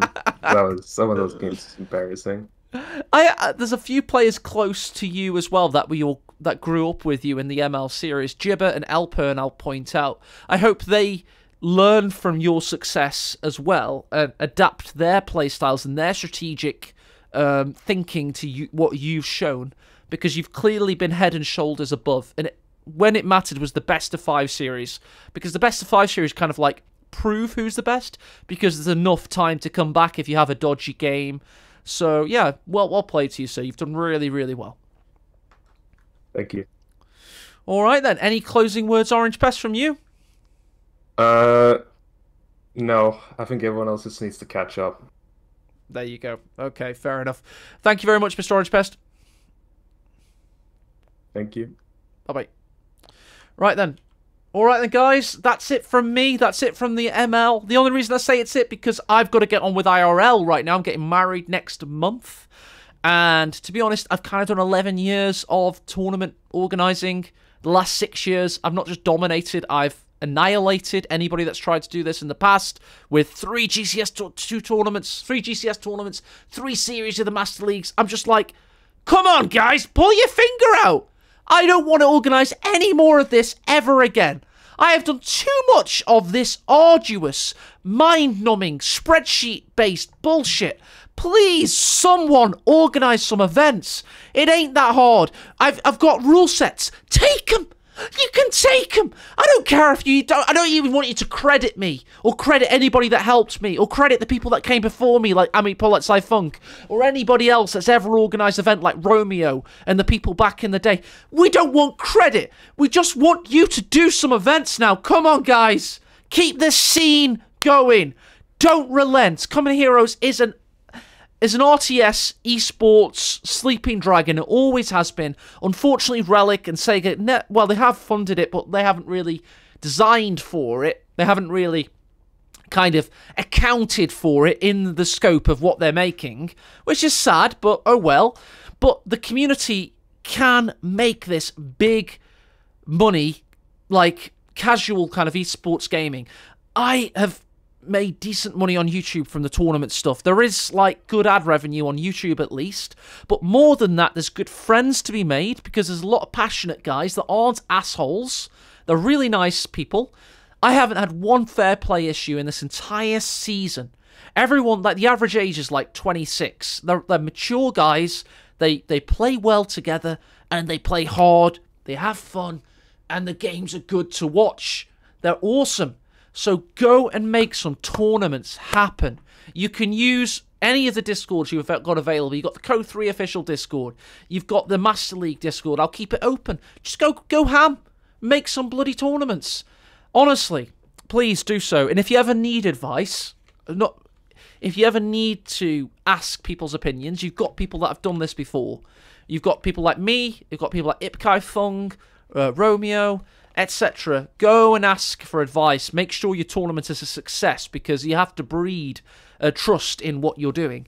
So yeah, that's my closing rant. I don't want to see this to be anyway the end of tournaments, and I really do hope as well that there's collaboration to happen in the future, and hopefully maybe sponsors, maybe Relic, maybe something happens in the future as well. I'd love to be involved in that. But yeah, we've had a fantastic season, and last big shout out to all the patrons of the Master League and all the people that have donated to the Grand Championship Series tournaments as well in the past. Basically, anybody that's helped crowdfund these events, you have made this happen. Because without the cash incentive, as always in a profit-orientated capitalist comrade environment, this doesn't tend to happen. The players don't tend to play their games. They don't tend to train. So you have funded this. A big thanks to you guys for doing so. Yeah, don't feel like this feels at the end. This is just one nerd saying he's not going to organise the events anymore. I still want to cast them. I still want to put my content on YouTube. But I am passing the torch to whomever wants to do this from a community standpoint. Please. And I'm also, of course, laying down the gauntlet to the developers, the publishers, any sponsors that might be watching, anybody, please, please, please, see Company Heroes as an excellent way to advertise your products, or indeed tournaments as an excellent way to advertise Company of Heroes, because although it concentrates on the best and brightest of the world, it does draw the casuals in. A lot of 4v4 warlords got their start watching tournament gameplay footage on Twitch and YouTube. So, you know, it's a big food chain out there, and the guys at the top of the food chain, they do eventually float to the bottom of the seabed, and all the little casual players then eat their carcasses. So it is an ecosystem. Exactly, OrangePest with a 4v4 warlord before the GCS2 finals, and that's how he found out about playing in these tournaments, and it took him 5 years to get to the apex, so GG, well played. Alright then, guys. I'm going to go on a bit of a wait screen now, and we're going to host somebody, and that's it for the Master League. So, signing off from AE to you guys. Hopefully some more stuff in the future, but if not, it's been an absolute wild ride. Cheers, guys, and goodbye.